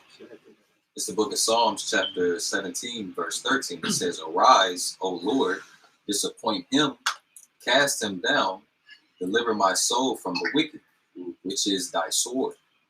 So the Lord is using the wicked for his bidding, for his and the sword is a killing instrument. So he ain't nothing but a pit bull, and that's what the Lord is doing. So the Lord has a hand over everything that's going on, As far as bringing this police state, so we understand it as another understanding or another layer to what's going on now. And that's why we're not shook, because ultimately we know it's the Lord, everything that's going on. Hey, precept the line back off the verse you brought out. Proverbs 16:4 says, "The Lord Yahweh hath made all things for himself, yea, even the wicked for the day of evil." Exactly. So what the church is talking about, man? Oh, devil's doing all this. Oh, read that again, man. Well, who in the office then? Put two and two together. Put two and two together. Watch out now. The devil is creating, doing everything. Read that again. Proverbs 16:4, "The Lord Yahweh hath made all things for himself, Mm-hmm. yea, even the wicked for the day of evil." Right, the Lord made all things for himself. So the church don't read these type of scriptures, man. Even the wicked, all right? He created the wicked. The Lord said, "I created light and darkness," man. All right? You can't go wrong with that, man, because we know the Lord is bringing all type of turmoil to this world, man. That's why we're not flipping out. That's why Brother Brown that mentioned that Isaiah 33:6. Thou shalt be spent a lot of time, man. Yeah. Because most of our people ain't got no knowledge. They ain't stable. And to add to what you're saying, man, the wicked for the day of evil, like you brought out, the Lord is using them strategically, using them for the evil, for these times, man. And ultimately, they're going to get wiped out too. That's how the Lord works. Yep. Well, this is Psalms 119 and 155. Salvation is far from the wicked, but they seek not thy statutes. And it's all about it's another precept in Psalms. It says, "Be mourn for the courts of the Lord." You know, so those that care about the law of Yahweh Shai, His ways. Furthermore, His ways, you know, those are the ones going to be saved. And those that despise the law, despise the Bible, really, you know, which is the majority of the world, you know, those are the ones that's going to really feel this wrath that's coming. I want to mention, you think about the churches, how they got everything shut down. Now, talk about foundation. Yeah. Now, you think those people are going to, like, you know how they go to church on Sunday? You think they're going to get together and have their churches? Their foundation is through. Oh, we can't go to church no more? Oh, man. What am I going to do? You know? We're probably doing it online. I've seen somebody do that. Yeah. But you can't go to that particular church for your Sunday service. They clap those dollars in and still pay tax. Yeah. Somebody said, I know when that was crazy. Somebody said, pay tax. How they gonna pay tax? He said, even if you lose your job, you must tithe. Oh yeah, that's what he said. Yeah. Oh, and then You trying to make it? Right. It's He like, shit. there's another I'm I don't think he Edomite. FBI. But I'm talking about the white dude that looked like that was like yeah, a he is shiesty ass Edomite. mobster. Yeah, he is Edomite. He was telling people that they better tithe. He said he stopped everything he was saying. He said, "Oh, you better make sure you tithe." You know. Yeah. So That's so funny as hell. I got that. I got that scripture that you had. That you So it's real quick. Going just a quick precept on the tithing situation. This is Malachi 3 and 8. Will a man rob God? Yet he hath robbed me. But ye say, wherein have we robbed thee? In tithe and offerings. You know, so like in you have IURC, you know, and ICBK, you know, and these different Israelites that really don't care about the state of their flock, you know. No, they don't. As well as these Christian, you know, pastors and things like that. They don't care about the state of their flock. All they care about is just securing their place in the society. See, they don't care. See, these pastors nowadays, like these top echelon pastors like T.D. Jakes and all them motherfuckers.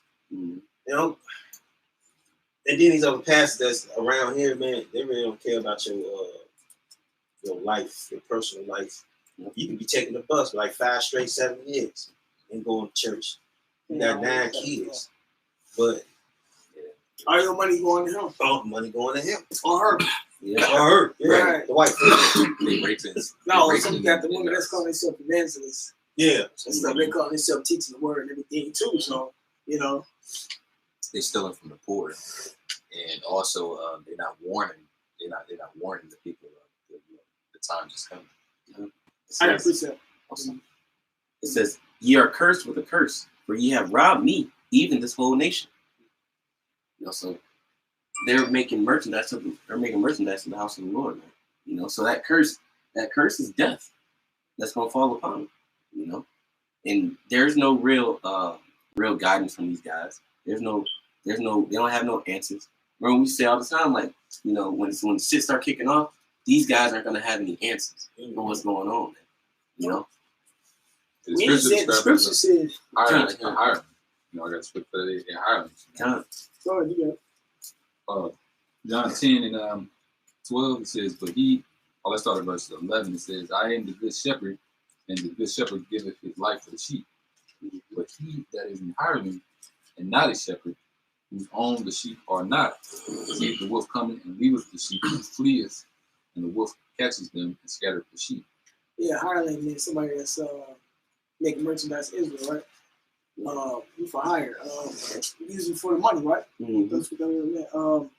Yeah, and they're not teaching Israel the truth, man. So they're gonna let Israel get caught up in the chaos and stuff that's going on. You know, and a lot of these pastors, if not all of them, are FBI agents and everything. You know, so they're gonna help make sure that they get on that bus and go take their chip or that vaccination. You know, with the chip. You know. Is that ICK that said? Somebody say take Yeah, vaccination. yeah, That's ICK, right? ICK.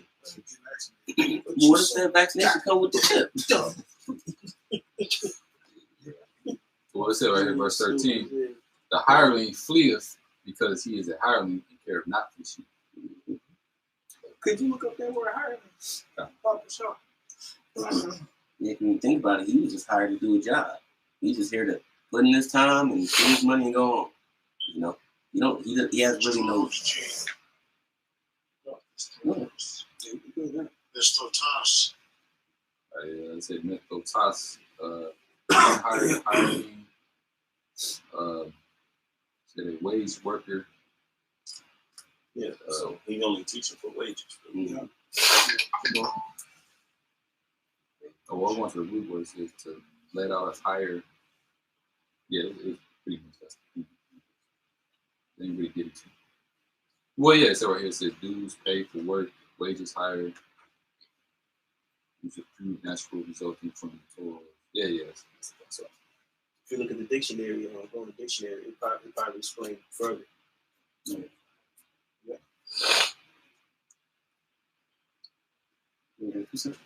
Yeah, I got that right now quoted. Psalms 93 and 13. I mean 92 and 13. It says, those that be planted in the house of the Lord shall flourish in the courts of our power. Mm-hmm. Yeah, I got the word right now. Yep. Say read it again. All right, this is Psalms chapter 92, verse 13. It says, those that be planted in the house of the Lord shall flourish in the courts of our power. So basically, we the ones that's playing, you know.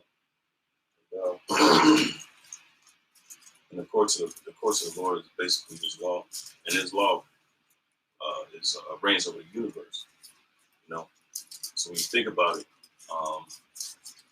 we are going to be the ones that's you know, pretty much establishing that law on the earth, you know. It's Isaiah 6:5 and 13. So therefore, thus saith the Lord, power, behold, my servant shall eat, but ye shall be hungry. Behold, my servant shall drink, but ye shall be thirsty. Behold, my servant shall rejoice, but ye shall be ashamed. Yep, so you have to be a servant in order to get the benefits. Yeah. Teaching on how his byways came with a 401k plan, health benefits, same kind of thing. Man, just to talk some stuff. Awesome retirement. She said awesome retirement. Awesome retirement. God. All y'all who made fun of us and stuff. Vacation for eternity. It says, behold, my servant shall sing for joy of heart, but ye shall cry in sorrow for sorrow of heart, and shall God. Go ahead, bro. and shall howl for vexation of spirit. That's for talking shit. Yep. That's for being a scoffer. That's for coming against the word. That's for coming against the prophets. And that's what's going to happen to y'all, man.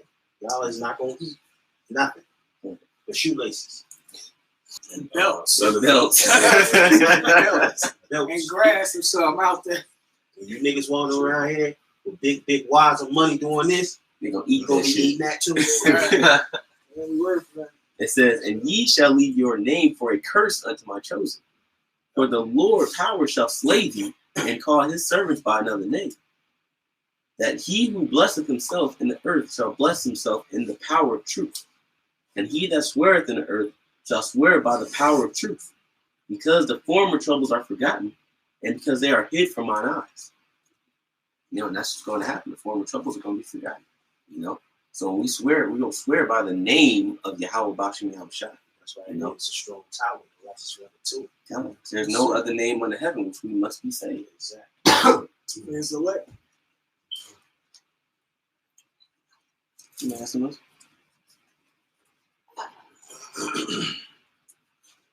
The word hireling.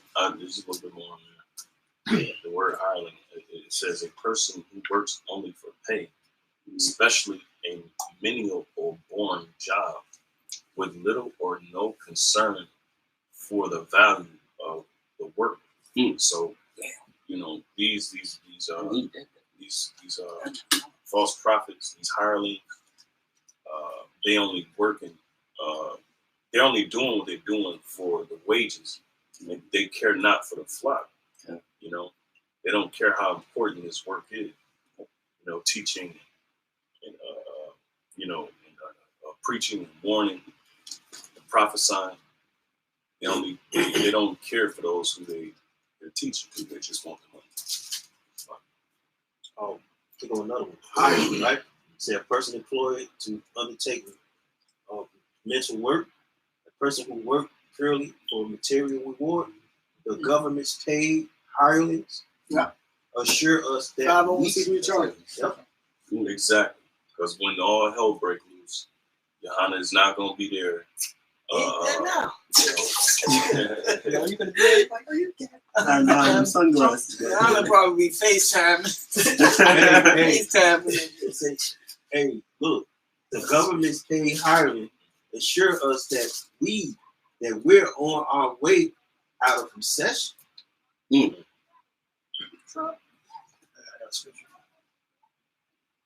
Go ahead, don't let that go. Yeah, say they gonna die too. This is Matthew chapter 7, verse 15. It says, beware of false prophets which come to you in sheep's clothing, but inwardly they are ravening wolves. It says, ye shall know them by the fruits. Do men gather grapes or thorns? Or figs, so they come humbly, you know, but deep down they have a mischievous, malignant, you know, purpose. Yep. You know, they're following the devil. You know, that's how Esau comes. He comes humble. He comes crouching. But then he's finding ways to prey on us. I'll make a point. I'll make a point. Now, remember when ICBK rolled on GMS Pittsburgh? Yeah. They came down on him. Now, one of the guys was screaming, saying, "Hey, your leader don't care about you. I don't care about you." But look what their leaders doing. They're telling you guys to get vaccinated. Right. He really don't give a shit about y'all. You know what I'm saying? So how ironic is that? Mm-hmm. False leader, man. False are out there in the battle. Yes. Exactly. All In the the trenches, apostles and elders out there in the battle. Oh, right there on the front lines, man. And Nobody sent the- their own out there yeah, on the front yeah. lines, man. all the King David was out there on I the was front about to say, lines. man. yeah. Yahushua was out there on the front lines. What Right. y'all talking about, man? Y'all not reading that book, man. Y'all not reading y'all history, the truth, man. Hey, That's what I'm talking Bro. about. What did we say in Troy? He said, "Imagine a king that fights his own battles." They about to see him in real form. You know, so you gonna say you got a. I was like, Go ahead. oh no, I was gonna say, you know, you got a leader, which your king is a leader. You know, so Johanna would be the king of ICBK, but he's not even fighting for you. He ain't fighting with you. Well, you should know by their fruits, Come on. and we can tell how this guy is based on what his underlings are doing, you know, and how they go about doing things. So if they being shysty and grimy, just imagine how grimy and shysty the leader is. Yeah. Exactly. Oh, we done heard stories. We ain't heard the half of it. Right. So this is Isaiah 56:10. It says, "His watchmen are blind. They are all ignorant. They are all dumb dogs. They cannot bark, sleeping, lying down, loving to slumber. Yea, they are greedy dogs which can never have enough. And they are shepherds that cannot understand." Yeah, they are greedy dogs that can't have enough of your money, but they don't understand the spirit of Yahweh Shema Shai. And they love slumber because it's comfortable. You know, they don't want to go into topics like the end of the world. No, they don't. You know, the Book of Revelation because it's sealed, or you know, they don't want to go into topics of who the Israelites are, who the devil is according to the scripture. They don't want to go into stuff like that. No, they don't. You know, because now they're stepping out of their realm of comfortability. Majority of church folks don't know who Obadiah is. Mm-hmm. I guarantee you ask a church person, how many chapters do Obadiah have? See, brother, that's beyond my me. Obadiah's not a book in the Isaiah Bible. 29. Said, oh, that book is sealed. Yeah, kind of. That's what I was looking for right there. No, but that's so obviously so like just to add to what you were saying. The brother GMS Awakening. That's a brother, but the brother posted a video of pretty much like a television sitcom that Nate and IUIC went on, and there was I don't know if brother saw that, but anyway, there were the guy showed it that they invited. It was in the 90s, early 90s. It was like a bald-headed guy.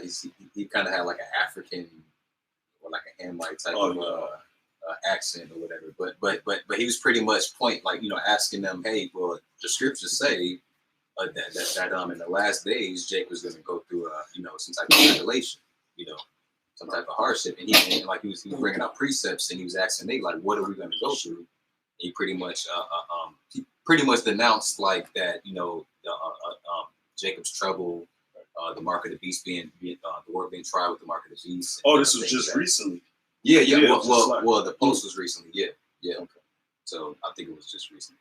But stuff like that. Those are false leaders. I think we're gonna say they look embarrassing or something like that. Yeah. But it actually came out of Nate's mouth that he wasn't going to go through it. Yeah, you better just check that out. It says they all look to their own way, everyone for his gain from his quarter. And that's all these guys as leaders and fake high priests or whatever title they hold themselves as. They call themselves apostles. They do, man. They call themselves apostles. That's great. Yeah, also saw. I got a precept of the linebacker with the brother was saying earlier concerning we out there on the highway and hedges, and the true prophets, will be on the highway and hedges, going to be amongst the people, people teaching, and but they don't hearken to us like to true man Lord. So it says Proverbs 20. Wisdom crieth without, she uttered her voice in the streets. She cried in the chief place of concourse and the opening of the gates. And in the city she uttered her words, saying, how long you simple ones, we love simplicity, you scorners delight in scornings, and fools hate knowledge. Because that's their vibration. Man. They don't care about what's going on. They don't care about the reproach of the Lord. So their simplicity is this world, really. We break it down. It is, turn you at my reproof. Behold, I will pour out my spirit unto you. I will make known my words unto you. Because I have called and you refused. I have stretched out my hand and no man regarded. But ye have set it not on my counsel and would none of my reproof. I will also laugh at your calamity and mock when your fear comes. So when that time, you had all this time. Somebody give Revelation 3 and 10. I got you. All this time you had to get right, man. You scoff. You would be headlong, basically headlong in simplicity. The Lord is offering you a time, man. Grace. That's why we got grace. Okay. You just continue slapping the hand down that's trying to pull you out the fire. And that's the case with what's going on right now. That's the case with all of our people, the ones that deny the Lord. The brother quoted earlier, them that hate the Lord love death. Yeah. So y'all love death. Okay? Go ahead. Revelation chapter 3, verse 10. It said, because thou hast kept the word of my patience, I also will keep you from the hour of temptation. See, and that hour of temptation is what? When they issue that chip and when they make it mandatory for every living human being on this planet Earth to take it. All right? That's the hour of temptation. He's going to guard the elect from that hour of temptation, man. Okay? He's going to put it on our spirit not to even be tempted to take it. Lord willing, we be of that number, man. Go ahead. It shall come upon all the world. Yeah, it's gonna come upon all the world. All right. Ain't nobody escaping this judgment. Either you're gonna be, you already, and we already know a lot of people are already sealed for destruction. But that's gonna be the time you're gonna have to choose the mark of the beast or the mark of Yahweh Shema Shai, which is the Y, you know, which is the exemption. All right. Go ahead. It says to try them that dwell upon the earth. Right. So the Lord is going to try every living human soul. Okay. Go ahead. It says, behold, I come quickly. He come quickly. That's why things are speeding up. Speed the fuck up, man. All right. Yep. Now a week. I mean, 2 weeks feel like a week. You know now. Yep. Hey, this past week did go fast. Friday just popped up Yeah. out of nowhere. Yeah. It's a month. Yeah. Yeah. I remember when the day Damn, I was can't slow remember. when we were younger. 28, bro. So the Lord he's coming fast. He's hastening. He's hastening. And we supposed to be in the spirit of praying, hastening as well, man. We every day we supposed to want the kingdom more and more. Because the world in front of us is fading and it's fading fast. You know? People waxing worse and worse. Come. Everything is fading. People losing their minds. You know? People forgetting the Most High, completely forgetting Him. All right? So the world before our eyes, man, is a complete hell. All right? Go ahead. It says, behold, I come quickly. Hold fast that which thou hast. Yeah. Oh, and this truth. Hold fast thou which thou hast, man. That is this truth. Okay? That is the belief, the firm belief in Yahweh Shai, man. All right? Go ahead. That no man take thy crown. Right. Because you got individuals out here who are not of the spirit of the Lord, who are anti Hamashiach. All right? And what? They're going to try to take your crown. And a lot of people unknowingly, and a lot of people knowing. You know? Go ahead. It says, him that overcometh, I will make a pillar in the temple of my power. Yeah. So, hey, those that overcome, and we pray we overcome. Okay? Why? Because we're going to keep this word to the best of our ability. We're going to try to stay diligent to the best of our ability. Because if you're diligent, you don't fall, as the scriptures say, man. Yeah, he said he will make us a pillar in his temple. You look at a pillar is a leader. But if you look at a carnal pillar, what a pillar does, it holds up the foundation, the structure of the structure. You know, so we will be pillars and leaders. You know, in the new world to come. It says, and I will write upon them. I'll write upon him the name of my power and the name of the city of the Most High. And that ain't no damn tattoo. That means that the Lord is going to give you His name. You know, so we can always have the name and pray upon the name. You know, What is in that name? We're going to have power. Really, when you break it down. Read it again. It says, and I will write upon him the name of my power and the name of the city of my power, which is New Jerusalem, which cometh down from heaven. With what? It's going to come down from heaven with spiritual power. Okay. From my power, and I will write upon them. I will write upon him my new name. Meaning afresh. Kainos. All right. Meaning to be refreshed. Okay.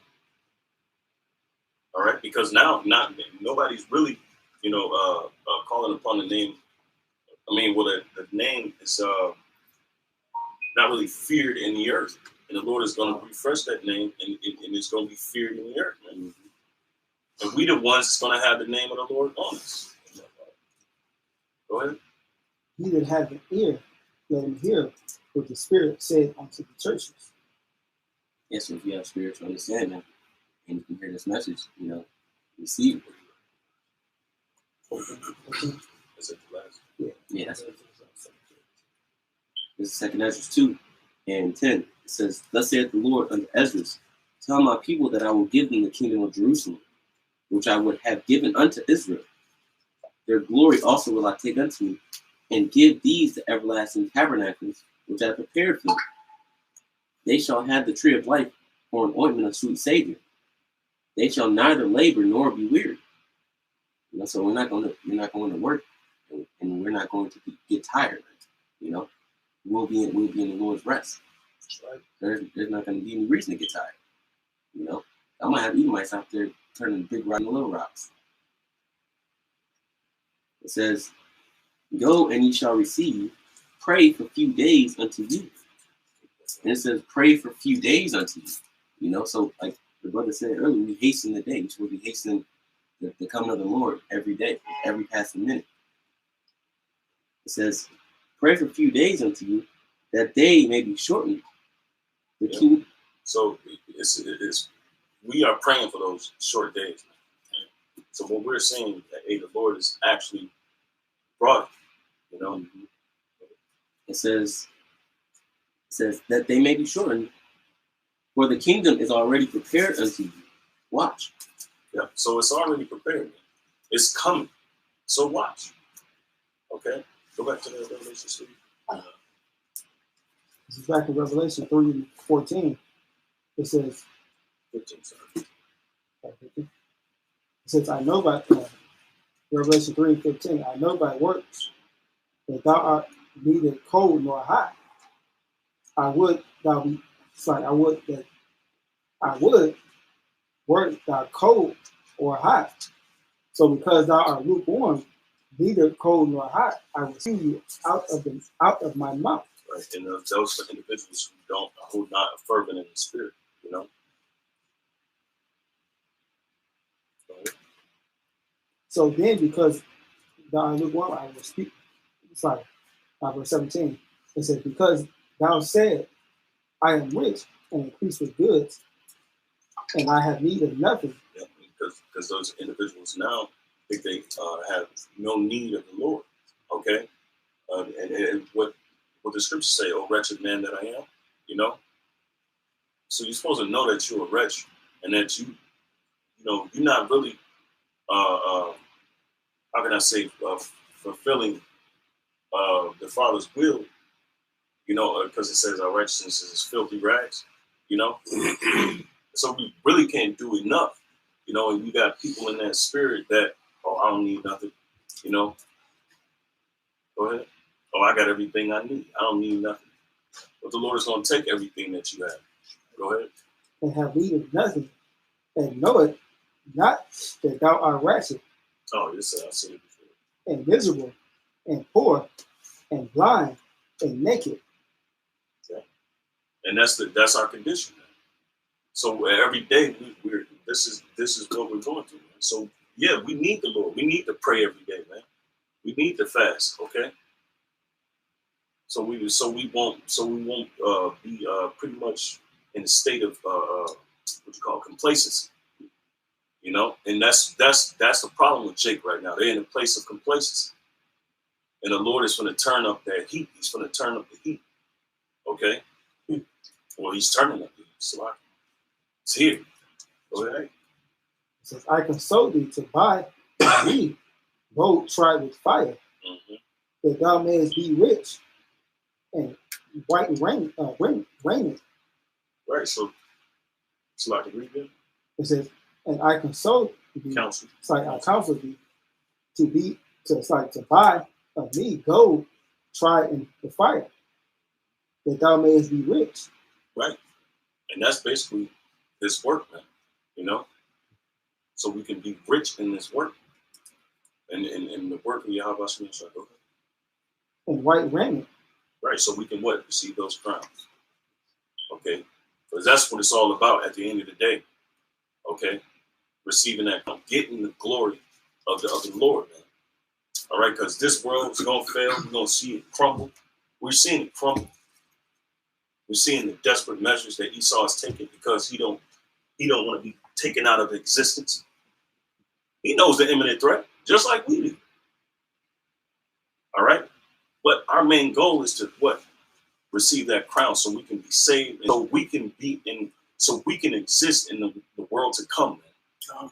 Because believe it or not, if you don't believe it, that's on you. This world is coming, man. The world of the Israelites is coming, man. I'll get second Ezra 6 in there. You know, the righteousness is going to fulfill this earth again, man. Whether people believe it or not. Go ahead.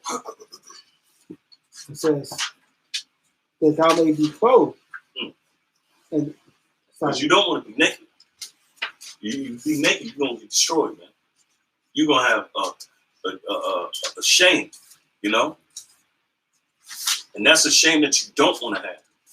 Okay, and that's what the main purpose, man, is to save our people from that. Okay, but like the brother was saying earlier, hey, is people destined for that, man? You're predestined. Those individuals predestined for that destruction, and those is predestined for that light. Go ahead. And that it's like in it says, and that the shame of thy nakedness do not appear, and anoint thy eyes with eye salve. I saw, which means being able to see that, which means being able to spiritually see what's going on, you know, understand, you know, that thou may see. As many as I love, I rebuke and chasten. Be zealous, therefore, and repent. Yeah. So the Lord loves it. If we're going through these trials, all right, that means the Lord loves us, all right, and he's chastening us as sons, man. You know. It says, "Behold, I stand at the door and knock." So be zealous and repent. What does it mean to be zealous? Anybody? Earnest. Yeah. Earnest in the spirit. So, but if you're going through these afflictions, you don't want to be resentful. You want to be zealous for what the Lord is saying. You want to be zealous for righteousness and repent, to turn back. Go ahead. It says, "Behold, I stand at the door and knock. If any man hear my voice and open the door, I will come in unto him." So, you get it again now. It says, "Behold, I stand at the door and knock." Yeah, so the Lord is knocking on your forehead, trying to wake you up. He's knocking at that door, trying to open up your mind. Yeah. Go ahead. If any man hear my voice and open the door, I will come in. Yep. And that's it. Look, this book be calling. This word is calling. Okay. Go ahead. And he will come in. I will come into him, and I will sup with him. Right. So he's going to open your mind up. He's going to give you understanding. Okay. So literally, the angels sit. The Lord sit with you and sup with you. Open up your understanding. That means, but you got to be fit to receive this. You got to pray for it. Thank God. Yeah. That's right. Go ahead. And he with me, to him that overcometh. Oh, that's important. It said, and he with me, you know. And how do you sup with the Lord? By praying to his name, you know, and using his name, you know, by not being a hearer of the word, but a doer of the word. You know, that's how you sup with the Lord. You know, that's how you build that relationship we have about you. That's how you become not only a servant, but a friend. Yeah, you know, because servants don't know what the master of the house will do, but his friends do. You know, and that's how we're able to understand these prophecies and know what's going to happen next. Right. Yep. Says, to him that overcometh, I will grant to sit with me in my thrones. Mm-hmm. So whoever overcometh, you know, they're gonna be granted parts of the kingdom. You know, what was that in Matthew 13?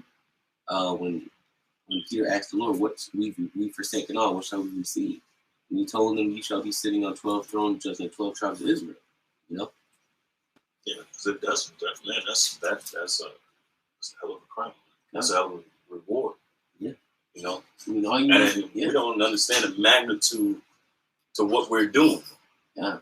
You're talking about being leaders of the new world. Mm-hmm. King, Craig. Being leaders of the new world, man. All right? Yeah, and that's a hell of a responsibility, but the Lord is going to invigorate us with his spirit, animate us with his spirit to have that control. The highest office in the world. That's right. You mean to tell me all Judging the I gotta do nation. is, yeah. You mean to tell me all I gotta do is follow instructions and wait? Yeah. Shit. Well, you know, it Simple starts. to us. Playing to those, you know, Yeah. everybody else is hard. Of course, it starts with the 12, those 12 disciples that he was talking to, who are here in their lot, okay, and it trickles on down, man, to all that believe. Okay, that's right. Of course, the elect, the 144,000. Go ahead. It says, even as I also overcame. Yeah, so we don't overcome just like Yahushua overcome. And if we of Yahushua, of course, we got to go through what he went through. That's right. That's our baptism, so to speak. That's what, you know, that's the requirements. That's the prerequisite. He that endureth to the end, the same shall be saved. That's right. And I am set down with my Father in his throne. He that had an ear, let him hear what the Spirit saith unto the churches. Yep. So, amen. You know, we want to sit on, and like I said, we don't know the magnitude of the reward, man. We're going to be completely astonished and completely blown away by what the reward is and what we're going to receive.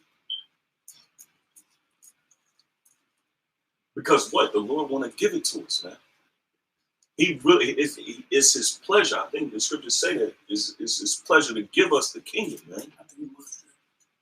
You know? So he wants to give us the kingdom, but still we have to earn it through going through what we have to go through, embracing it. All right, please. This Matthew chapter 24, verse 13, it says, but he that shall endure to the end, the same shall be saved. Mm-hmm. And you're not saved right now. You got the Christian world saying they're saved, sanctified, filled with the Holy Ghost. You ain't saved, sanctified, filled with the Holy Ghost, because you don't know. Hey, when that tribulation comes, let's see if you be saved, sanctified, filled with the Holy Ghost. You know? They ain't saved, sanctified, filled with the Holy Ghost now. Remember all this stuff. Exactly. They're panicking. They're still calling on another name, calling on Jesus, which ain't a shirt. I bet you a lot of these church people stealing this shit now. They stealing, they lying, they swearing, all the above right now. So they were doing that before. Right. So it's times 10. Right. For the holy the now ones, I got aunties and stuff that's, I was thinking about people that act like how they used to act. Oh man. So I got a precept line of what you just brought out. This Amos 5 and 18, it says, woe unto you that desire the day of the Lord Yahweh. Right, woe unto you, man. Because you think the Lord gonna come with peaches and cream and yogurts and shit. Nah, read that again. Amos 5:18 says, woe unto you that desire the day of the Lord Yahweh. Right, destruction unto you desire the day of the Lord, man. The day of the Lord is what? To what end is it for you? Mm-hmm. The day of the Lord Yahweh is darkness and not light. Right, it's darkness, not light, because Lord finna come with hell of judgment and wrath, man. My sweet Jesus, he ain't all right. He finna come with hell and wrath, man. So that's another scripture that the church ain't gonna bring up. Verse 19, it says, as if a man did flee from a lion and a bear met him, or went into a house and leaned his hand on the wall and a serpent bit him. Right, he flee from martial law, then he flee from martial law, here comes the race wars. Then from the race wars, here comes Samuel. Go ahead. It says, shall not the day of the Lord Yahweh be darkness and not light? Even very dark and no brightness in it. That's why the Lord said he create light and darkness, man. He create good and evil. So the Lord finna bring hella judgment. See, we're in a time of judgment. We're in a time of war. You know what I'm saying? We're in a time of the righteous getting delivered, man. We're in a time of 2/3 getting cut the hell off, man. That's why. Yep. Go ahead, bro. Oh no, that was it. All right. This is Zechariah chapter 13, verse 8. It says, "And it shall come to pass that in all the land, said the Lord, that 2 parts therein shall be cut off and die." That scripture came out the second time. I don't know how many times it came out, but that's the second time I heard the scripture. Because that's when it come to pass in full force. But the third shall be left therein. Right, families, children, you know what I'm saying, other elect, 24,000. And I will bring the third part through the fire, and will refine them as silver is refined. We're getting refined right now as we speak, the hopeful elect. And will try them as gold is tried. And we're getting tried, man, through the Spirit. They shall call on my name. We call on the name of Yahweh Shema Shai every time we get up, every time we get on our daily life. And I will hear them. The Lord hear us, man, because we're doing the work. Right? The Lord loves us, man. Like the brother mentioned, he said he chasts his children. So the Lord will hear our cry out here, man. Okay? Go ahead. I will say it is my people. Yep. And they shall say, the Lord is my power. The Lord Yahweh Shema Shai is my power. Right. We are Yahweh Shema Shai's power. People. Yeah. And he is our power. We are power. So yeah, man. So this the time to be this is the actual time to repent. Yeah. You know. It's gonna get worse. It's not gonna get better. Yeah, you gotta get worse before it gets. Yeah. Well, I just want to bring this scripture up because he kind of go into like what the elder Yashwan would be emphasizing a lot. You know, in these days and time, we gotta, trust in the Lord more. You know, build our faith, like you said, repent, and look into ways old and how the Lord delivered, our people in times past. You know, in tough situations. So it's Ecclesiastes 2:9. It says, "Ye that fear the Lord, hope for good and for everlasting joy and mercy. Look into the generations of old and see, did any ever trust in the Lord and was found, or did any abide in his fear and was forsaken?" Yeah, so when you look at that, you have men that, all of us here, any men claim that they're in the truth, they should take the examples from the scriptures of how the Lord rescued and how he was a just power to, those that came before us. King David was never confounded. King David got lifted up in the chair in the middle of battle, man. Elijah got saved from what I call the prophet purge and kings, man, from Jezebel. Now the Lord gave him power to bring down fire from heaven. Give us the same power. Yeah. Give us the same power. Yep. Shaq said we're gonna do that.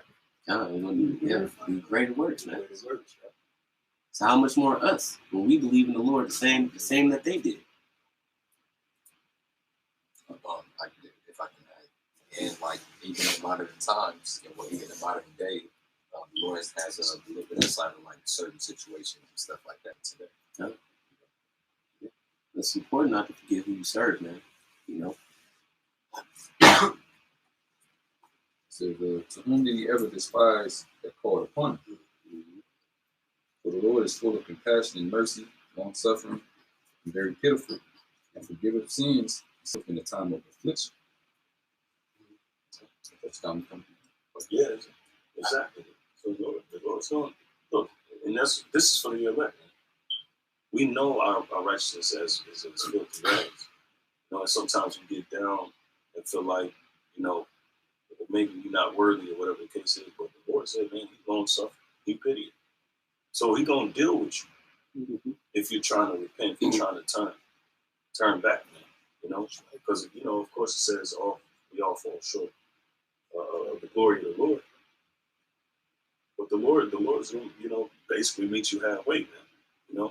It's gonna, if you penitent, if you really want this thing, man. What's up? It's Hebrews chapter 11, verse 1. It says, now faith is the substance of things hoped for, the evidence of things not seen. For by it the elders obtained a good report. Through faith we understand that the worlds were framed by the word of the Most High, Yahweh, so that things which are seen were not made of things which do appear. By faith Abel offered unto the Most High a more excellent sacrifice than Cain. Yeah, I seen it. It's like I seen a post the other day, man. It says those who have hope, those who have hope is basically those are the ones that's gonna be lost or something like that. And that's the vibration that they pushing. That's Jake pushing it. You know, having hope, being what the scriptures talk about us being prisoners of hope. Yeah. But what we hoping in is something sure. Yeah. You know, the hope that whatever, you know, and they think they're gonna be lost if they hope in this. You know, and that's basically he says something to the extent of that. You know, if you have hope, then you basically you worse off or something like that. You know, so that's what Jake pushed. They feel like nothing's being done if you're just sitting there hoping. You're hoping for it, you can't see it. Man, I'm sure. We down with Obama. You know, Right. Pushing that down Obama. But we're still pushing the word now. You gotta hope for something. You know, that sounds like witchcraft doctrine because everybody get to worship Satan. So whoever gets tipped by that, so be it. Sure, more credit. People claim. Go ahead, we make a new guy in the kingdom. You know, it's all good. Hold on, I ain't through with this one. This is Hebrews chapter 11, verse 4. It says, by faith, Abel offered unto the Most High a more excellent sacrifice than Cain, by which he obtained witness that he was righteous, the Most High testifying of his gifts, and by it he being dead yet speaketh. By faith, Enoch was translated that he should not see death, and was not found because the Most High had translated him. For because his translation, he had this testimony that he pleased the Most High. Yeah, so the Lord saved Enoch out of the trouble of being put to death. You know, because I mean, when you look at the world now, the world is increasingly wicked. Just imagine how wicked it was back then. You know, when the Lord said that they saw many inventions. Yeah. You know, and so much that the Lord had to destroy that world too. I think the inventions mean devices. Kind of. Yeah. So it's like, and the devices is basically it stems from like ideals and stuff like that. You know. So. It says, without faith, it is impossible to please him. For he that cometh to the Most High must believe that he is, and that he is a rewarder of them that diligently seek him. For by faith Noah, being warned of the Most High of things not seen as yet, moved with fear, prepared an ark to the saving of his house, by the which he condemned the world and became heir of the righteous, which is by faith. So he was moved by fear. All right, and that's the main ingredient to what we're doing, and of course our push. You know, we're building a spiritual ark too. You know, and another scripture said, "Terrors of the Lord." So we're moving with that fear. You know, and you see, I said the world was condemned. So those who don't have faith and hope are going to be condemned. Man. Yeah. You know, because that same ark is being built up spiritually now, like Yashar said earlier. You know, so when you look at the world, they're destined for death because they don't believe it. They don't have hope. The dude that put that meme out there and said that he's an asshole. Yeah, completely. I believe that. See, like the wicked be taking with that shit. Man. As long as they doing their job, is how I look at it. You know? But Hebrews chapter 11, I'm gonna jump.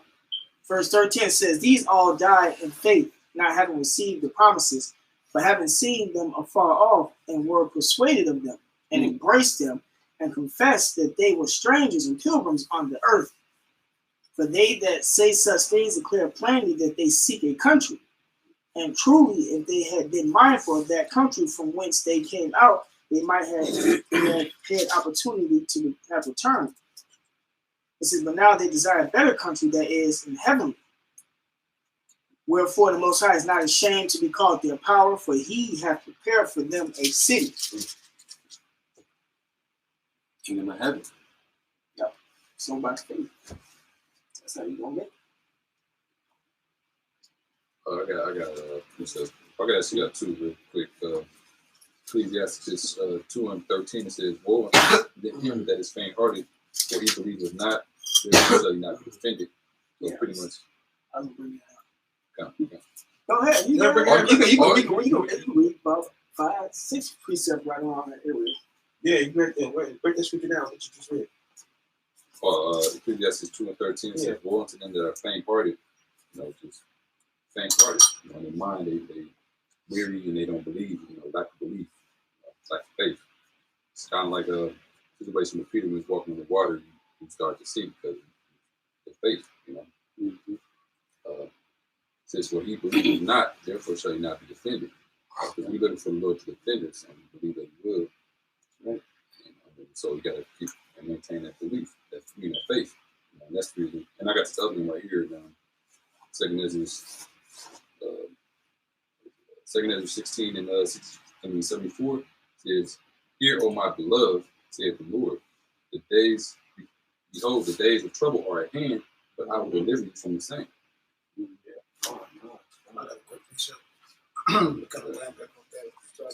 Second Timothy chapter 1 verse 7 it reads, it says, "For the Most High have not given us the spirit of fear, but of power and of love and of a sound mind."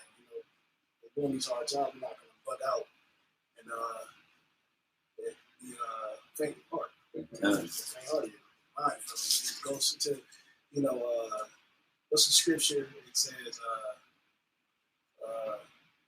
hearts failing them for the things that come into them. Yeah, it's heart failing them. We won't be a part of that. Those people that are. Our hearts are failing. Yeah. Because they don't know what's going on. So think about people gonna be having strokes out here, seeing what they're about to see. People are gonna be having brain aneurysms. Their minds literally gonna be cracking. Developing, they're gonna be scared. They're gonna develop split personality to deal with trauma. I have it's crazy. My stepson said today, he's like, "The Lord's not gonna come down in the spaceship." Well, little guy. I said, "Oh, you know her." Okay. This is brat.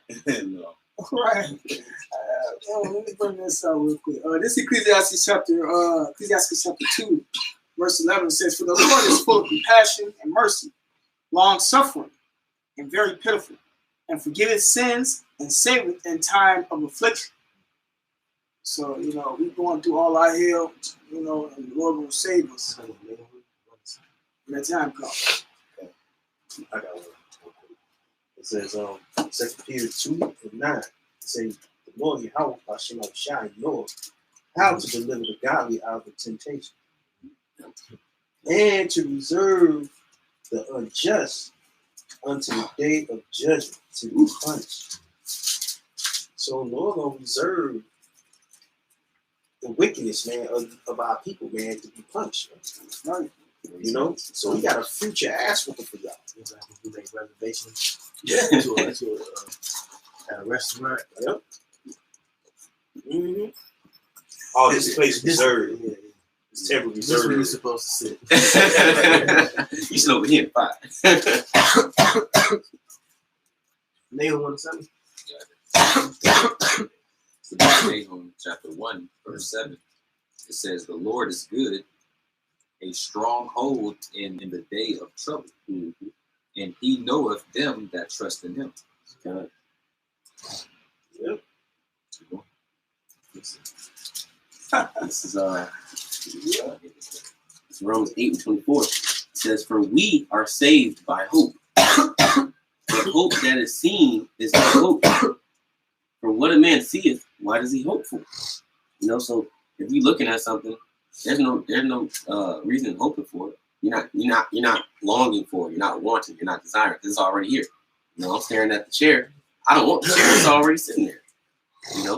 But if you see something afar, if you think of something afar off, and it's not in your grasp, you are hoping to obtain it. You know, like I'll yearn for the kingdom of heaven. I yearn for my salvation that I can't see at the moment. You know, and it says, but if we hope for that we see not, then do we with patience wait for it. You know, and the scriptures say, woe to them who have lost patience. You know, because they lost faith. And well, the seed has been planted. And oh, look, we can feel the kingdom. Man. We can feel the Lord coming.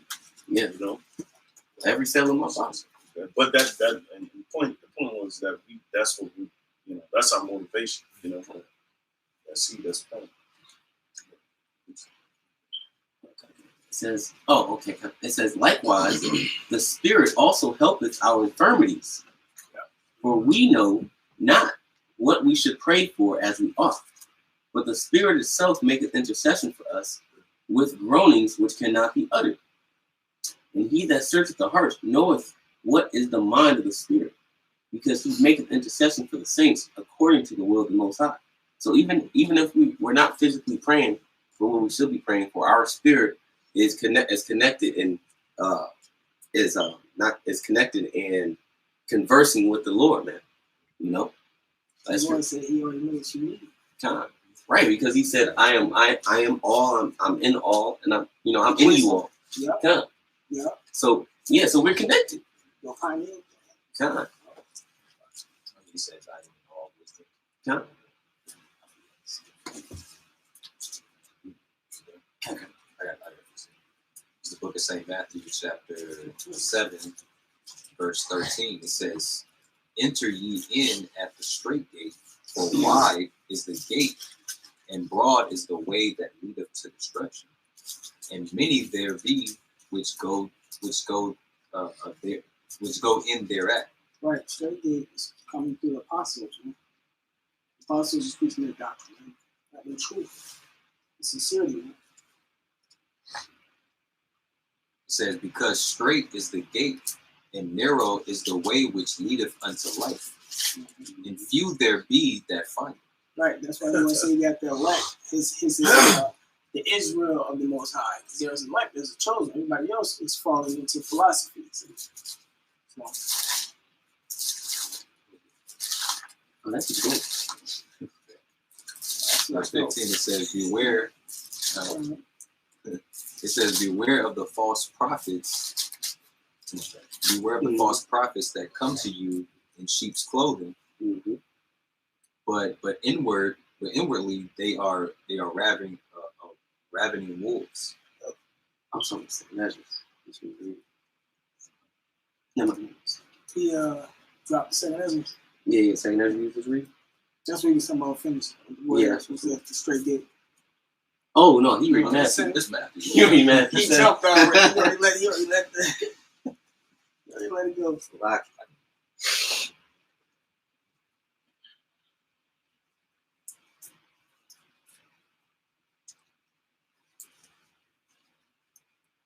And the scriptures say how you gonna know a prophet if we keep saying start from, we'll start from their elders, but the apostles just keeping it going. But how do you know a prophet when you start to see everything come to pass? Mm-hmm. So it ain't no coincidence that everything is happening what the apostles been saying. You know, those men were giving that the testimony from the Habashim Shah, man. It passed it down. This book of 2nd Ezra, chapter 7, verse 7. It says, the entrance thereof is narrow, and is set in a dangerous place to fall, like as if there were a fire on the right hand, and on the left a deep water. Yeah, the entrance is to the kingdom of heaven, and that fire on the right hand is destruction, and that water on the left is, like Amawanda just said, the philosophy, the doctrines of the world, which also ways that you can drown it. You can either be consumed or you can drown. It says, in one only path between them both, even between the fire and the water, so small that there could but one man go there at once. Yeah. You keep going. If Work this out city, your own salvation in your trouble. Can't hold hands into the kingdom.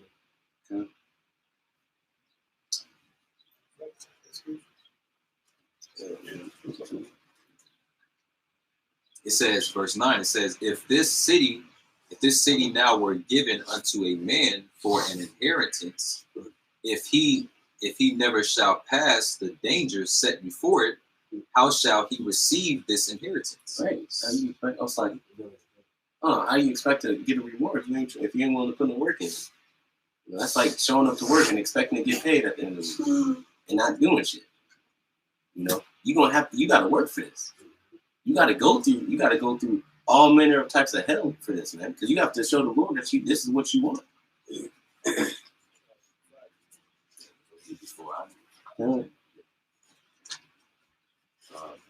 Verse 10, it says, and I said, it is so, Lord. Then said he unto me, even so also is Israel's portion. Because for their sakes I made the world, and when Adam transgressed my statutes, then was decreed that now is done. Yeah, so from which wicked entered into the world, that's why we have these straight and narrow path now, you know. Because back then the Lord was actually with us. He was literally with us, you know, and we wouldn't have had to go through all the tribulation, you know, because back then we haven't committed sin yet. But now since sin entered the world, it's a lot harder, and there's a requirement now. Mm-hmm. Verse 12, it says, then were the entrances of this world made narrow, full of sorrow and travail. They are but few and evil. Yeah, and people always talking about why is the world so messed up and all that. Well, it's because of the wickedness. Yeah. It's because it's not filled with the righteousness of the Lord. Yeah. Earth is given into the hand of the wicked. Okay. But it's saying the Maccabees, then evil start to multiply. Okay. It says, they are but few and evil, full of perils and very painful. Yeah, and that's why the sorrows of death.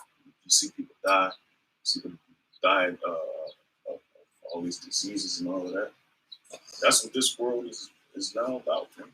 It's always been that since the beginning of time.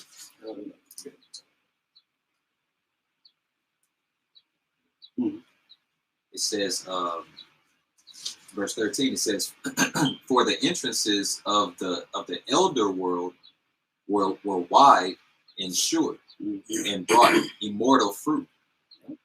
Because everything was a lot simpler back then. Like I said, the Lord was with us, you know. But now, since sin entered into the world, now everything is full of evil and perils. You know, you can't even eat food without touching death. Verse 14, it says, if then they that live labor not to enter these straight and vain things, they can never receive those that are laid up for them. Yes. And then entering into what you gotta search in this wisdom. What the scriptures say, eternal life. It said, I search scripture daily. Yeah, for certain them is eternal life. Yeah. That's the one. So you gotta search. You gotta search these scriptures to find that eternal life. So that's us. Read it again, Salaki. Verse 14, it says, if then they that live labor not to enter these straight and vain things, they can never receive those that are laid up for them. So hey, you're not just gonna get the kingdom, just because like the brother was saying, you gotta work for it. Christian churches, they think they can just get to the kingdom just by sitting on their ass and saying peace, peace, we love everybody. Praise dancing. Getting baptized, the old baptism, by the way. Fucking demons. What was that? Where's it, John?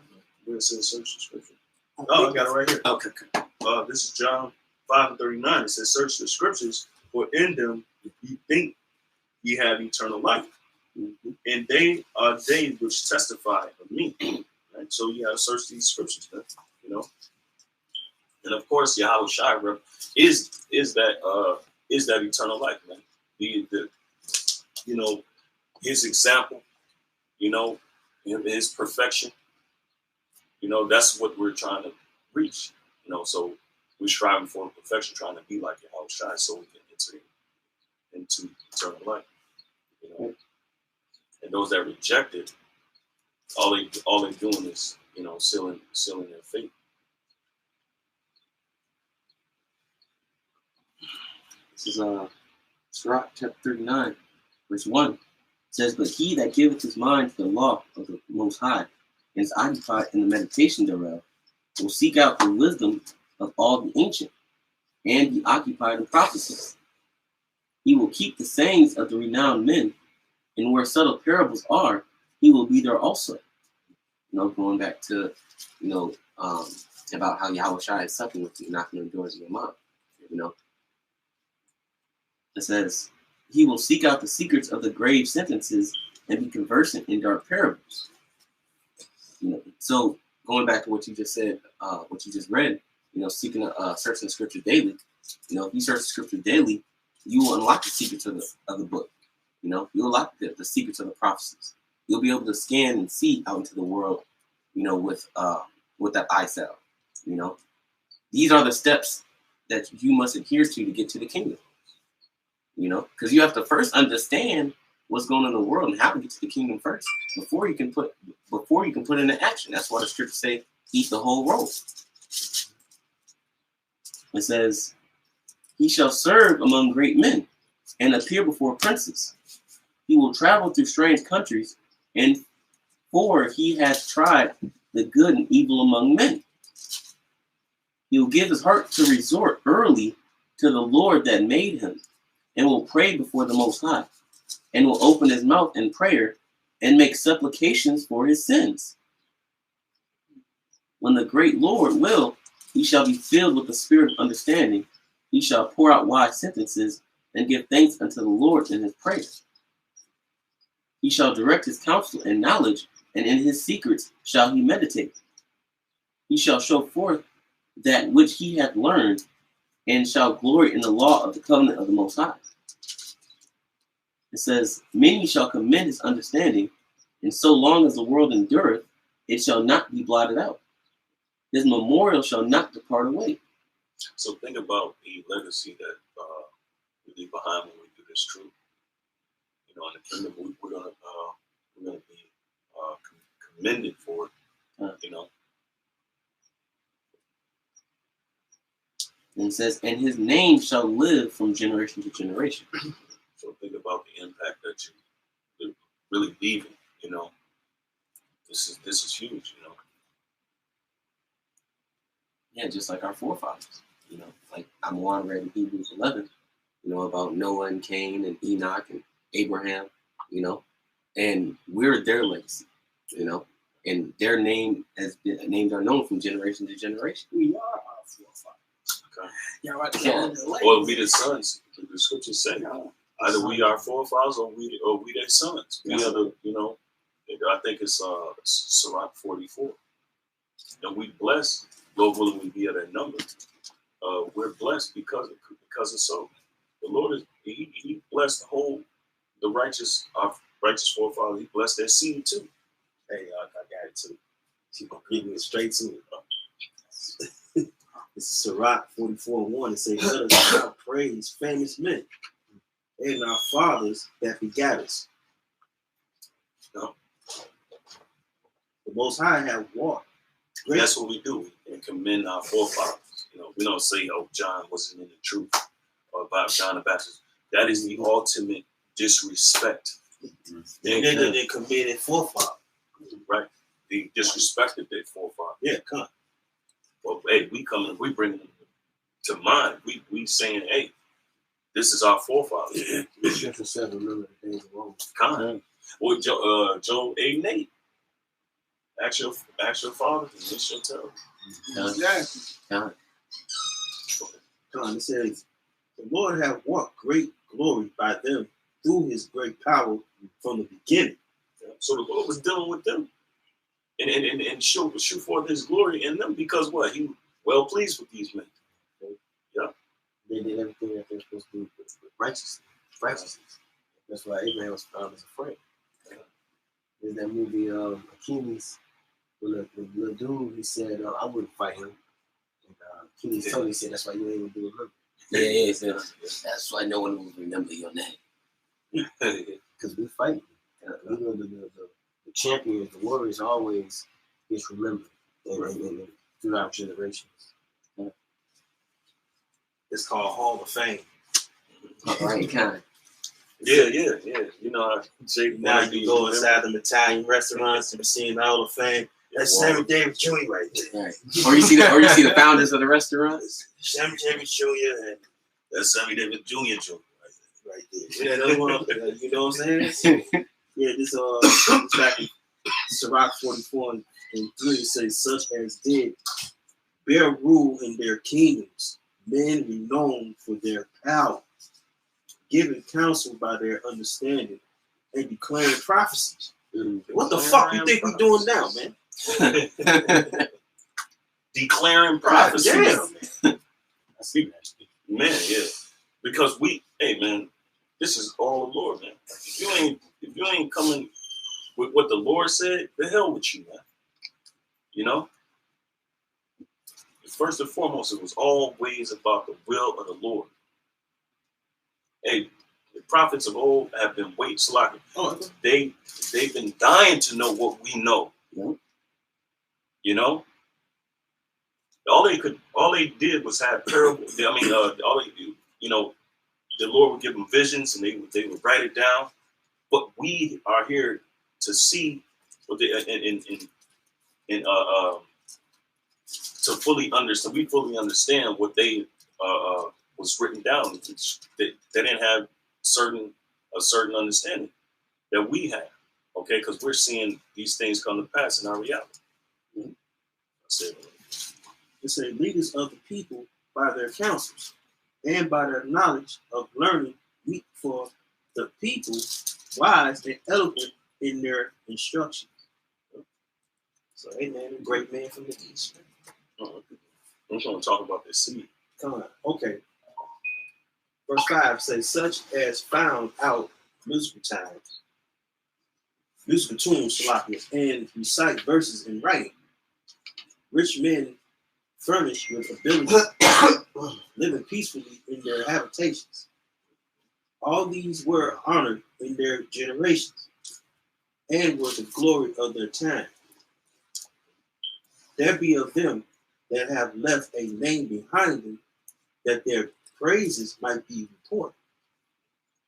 And and some there be which have no memorial, who are perished, as though they had never been, and are become as though they had never been born, and their children after them. Right. So there's many prophets we don't even know about. There's many men that we don't even know about. You know, those that made the scriptures, they made the scriptures because of the purpose. Once again, you know. Yeah, well, there's 144,000. Yeah. It says, but these were merciful men whose righteousness have not been forgotten.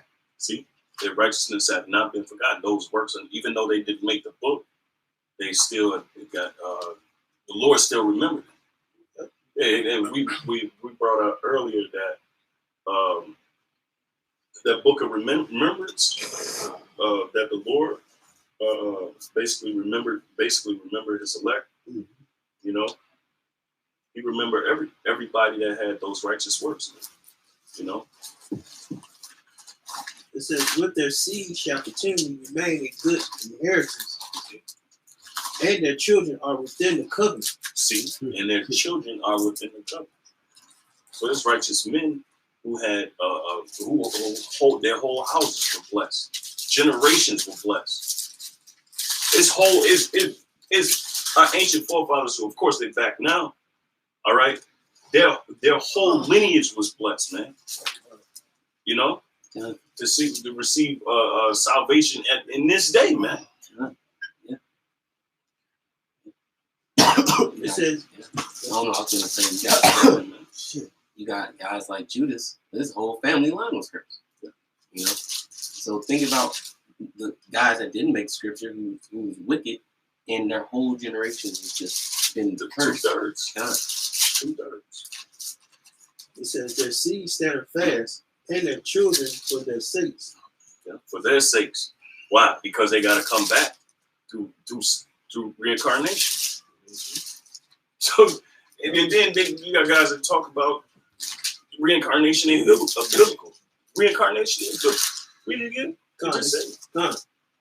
This is Sirach. This is Ecclesiastes 44:12. It says, their seed stand fast, and their children for their sakes. See, for their sakes. So the Lord will preserve certain lineages. So what? So these righteous men can come back. You know, because of what? Their works, man. Because of their faith. And Judas Maccabees talking Elvis Lockett. He said the same thing. Oh, okay. See. Well, It says, their seed shall remain forever. See? Bang. And their glory shall not be blotted out. No. So, hey, if we are that number, gentlemen, you know, we might not be, Obadiah, Isaiah, but we could be their seed. Yeah. You know, that was blessed and preserved, and we're standing in our lot, trying to fight for our chance to get that glory. That's heavy when you think about it. That's super. That's mind blowing. That's beautiful. It's a bad scripture. It's a bad chapter. Yeah, As a matter of fact. Oh, you talking about the first 9 days too? Yeah, second. Yeah. And this all correlates to what we're doing as well, man. What legacy we leaving behind? If we doing this thing in sincerity and integrity, all right, honorably, the right way, not like niggas, not like niggas who moving with malignity and hatred, because they're in danger of the judgment, man. Those guys, UPK, man, you know, you gotta be careful. But what another layer to it is that they just was predestined to do and be who they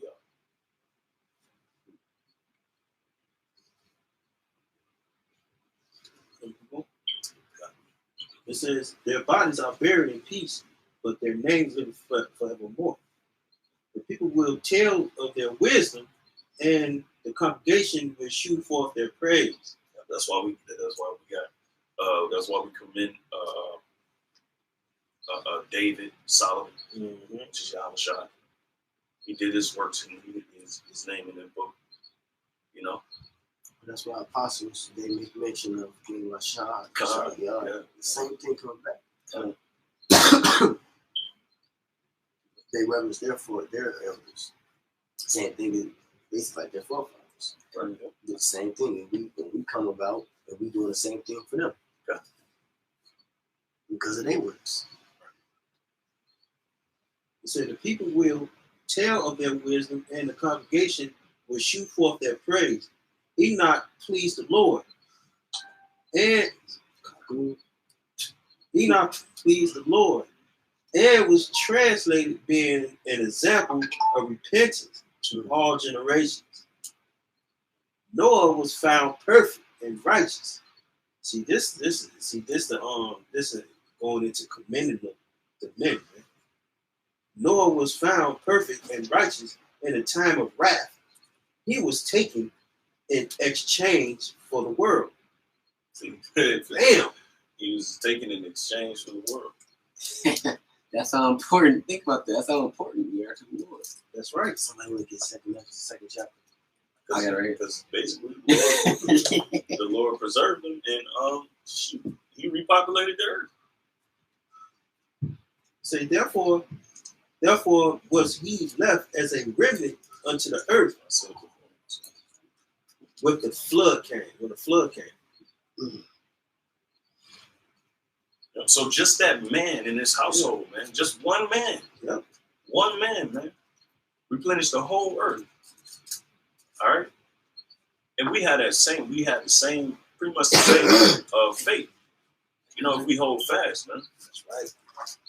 You know, we gonna repopulate whole earths or whole planets, man. Because the Lord said, one child shall beget what, 1,000? You know?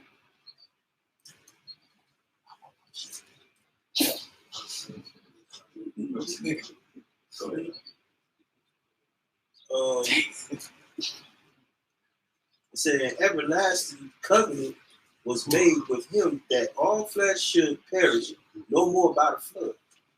Abraham was a great father for many people, and glory was there none like unto him, who kept the law of the Most High Yahweh and was in covenant with him. He established the covenant in his flesh. And when he was proved, What's the covenant in the flesh? who kept the law of the Most High and was in covenant with him. He established the covenant in his flesh. And when he was proved, he was found faithful. So when we go through our trial, which we have a chance at what? Being proven found faithful. So and that's why I say, you know, you gotta have a different perception than this carnal perception about affliction, you know, and about what's coming. To truly understand, like, this is working for our benefit, no matter how severe it is.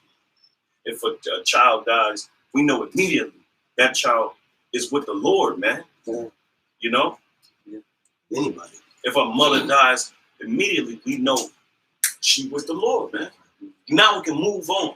We don't have to just stay stuck because we devastated by the blow. Yeah, you got motherfuckers that don't have the knowledge of Yahweh Shema Shai in that particular level. And devastated. And go fucking crazy, man. Yeah. Devastated. We get to snapping and whooping motherfuckers for nothing and shit. Right. Because you don't know the spirituality of the scriptures, man. Oh. He ain't the truth now. Yeah. They know they Israelites. What you talking about? Nigga. That's it. He good.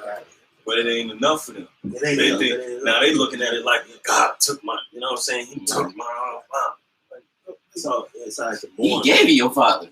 But they don't understand that. They don't understand off that young. Yeah. Not knowing that there's a secret understanding the mysteries that the Lord gave to the saints. That's all I can put it as, man. He gave it to his saints. Those that's worthy of receiving. This is and you want your family to be with the Lord. You don't want them. You don't want to see them suffer and go through what Isaiah 57:1. It said, "How the righteous be on nobody really considered. Yep. I'm just being saved from the times to come. Yep. Saved from the evil. When you think about it, it's a mercy kill, man. The Lord had mercy on him before all this goes on. He's about to get real ugly. Yeah. Real fucked up. Go ahead. This is matter of fact. Yeah, what time Yeah. is it? After this one. Okay. How about? Yeah. Okay, no. great. This is second. You got something? Yeah, that's Isaiah 47. She was quoting No, 57. 57. Sorry. We'll read that one and we'll read that one else. Yes, 57. Well, why you in that? Oh, this is Psalms 119 and 159. Psalm 119, 159 says, "Consider how I love the precepts wickedly, O Lord, according to thy loving kindness. The word is true from the beginning, and every one of thy righteous judgments endureth forever." So every word in this book is true, man.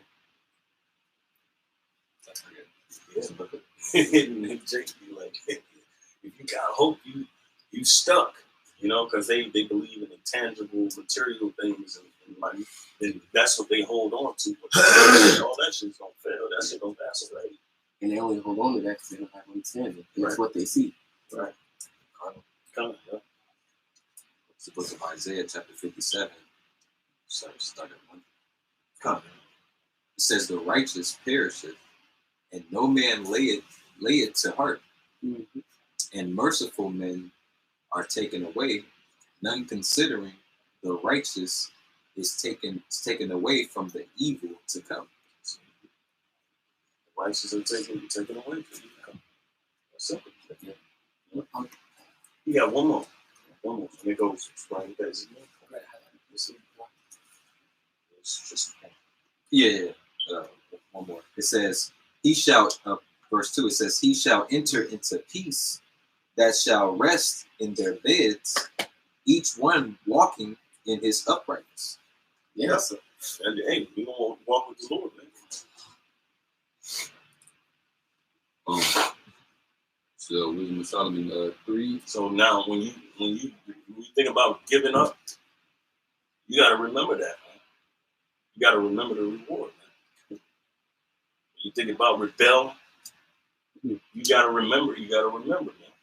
When that pride creep in, you got to remember these things. It's like, Wisdom of Solomon 3 and 1. It says, "But the souls of the righteous are in the hand of the Most High, and there shall no torment touch them. In the sight of the unwise, they seem to die." see, no tongue that don't touch the right. It says, "In the sight of the unwise, they seem to die, And the unwise is the people in this earth. and their departure is taken for misery. See, And they're going from us to be utter destruction. that's what people think. Right? But they are in peace." So when you die, you're in peace, especially with the elect. Well, also, it don't matter. It says, "For though they be punished in the sight of men, yet their hope is full of immortality." I hope it's full of immortality. Because they're gonna persecute us, man. They're gonna be like, those niggas, they don't like the way the way of life, our way of life. You know, and it's gonna be to them, it's just gonna be, very grievous. They're gonna be like, it's like how we look at them because they don't like the word. Yeah. Well, if they of the world, if we're not of the world, they despise us. This is grotesque. You know what I'm saying? I can't appreciate it that way. So this Proverbs chapter 29, verse 27 says, the unjust man, it's like an unjust man is an abomination to the just, and he that is upright in the way is an abomination to the wicked. That's So right. an abomination to them. Damn. They detest us. They loathe us.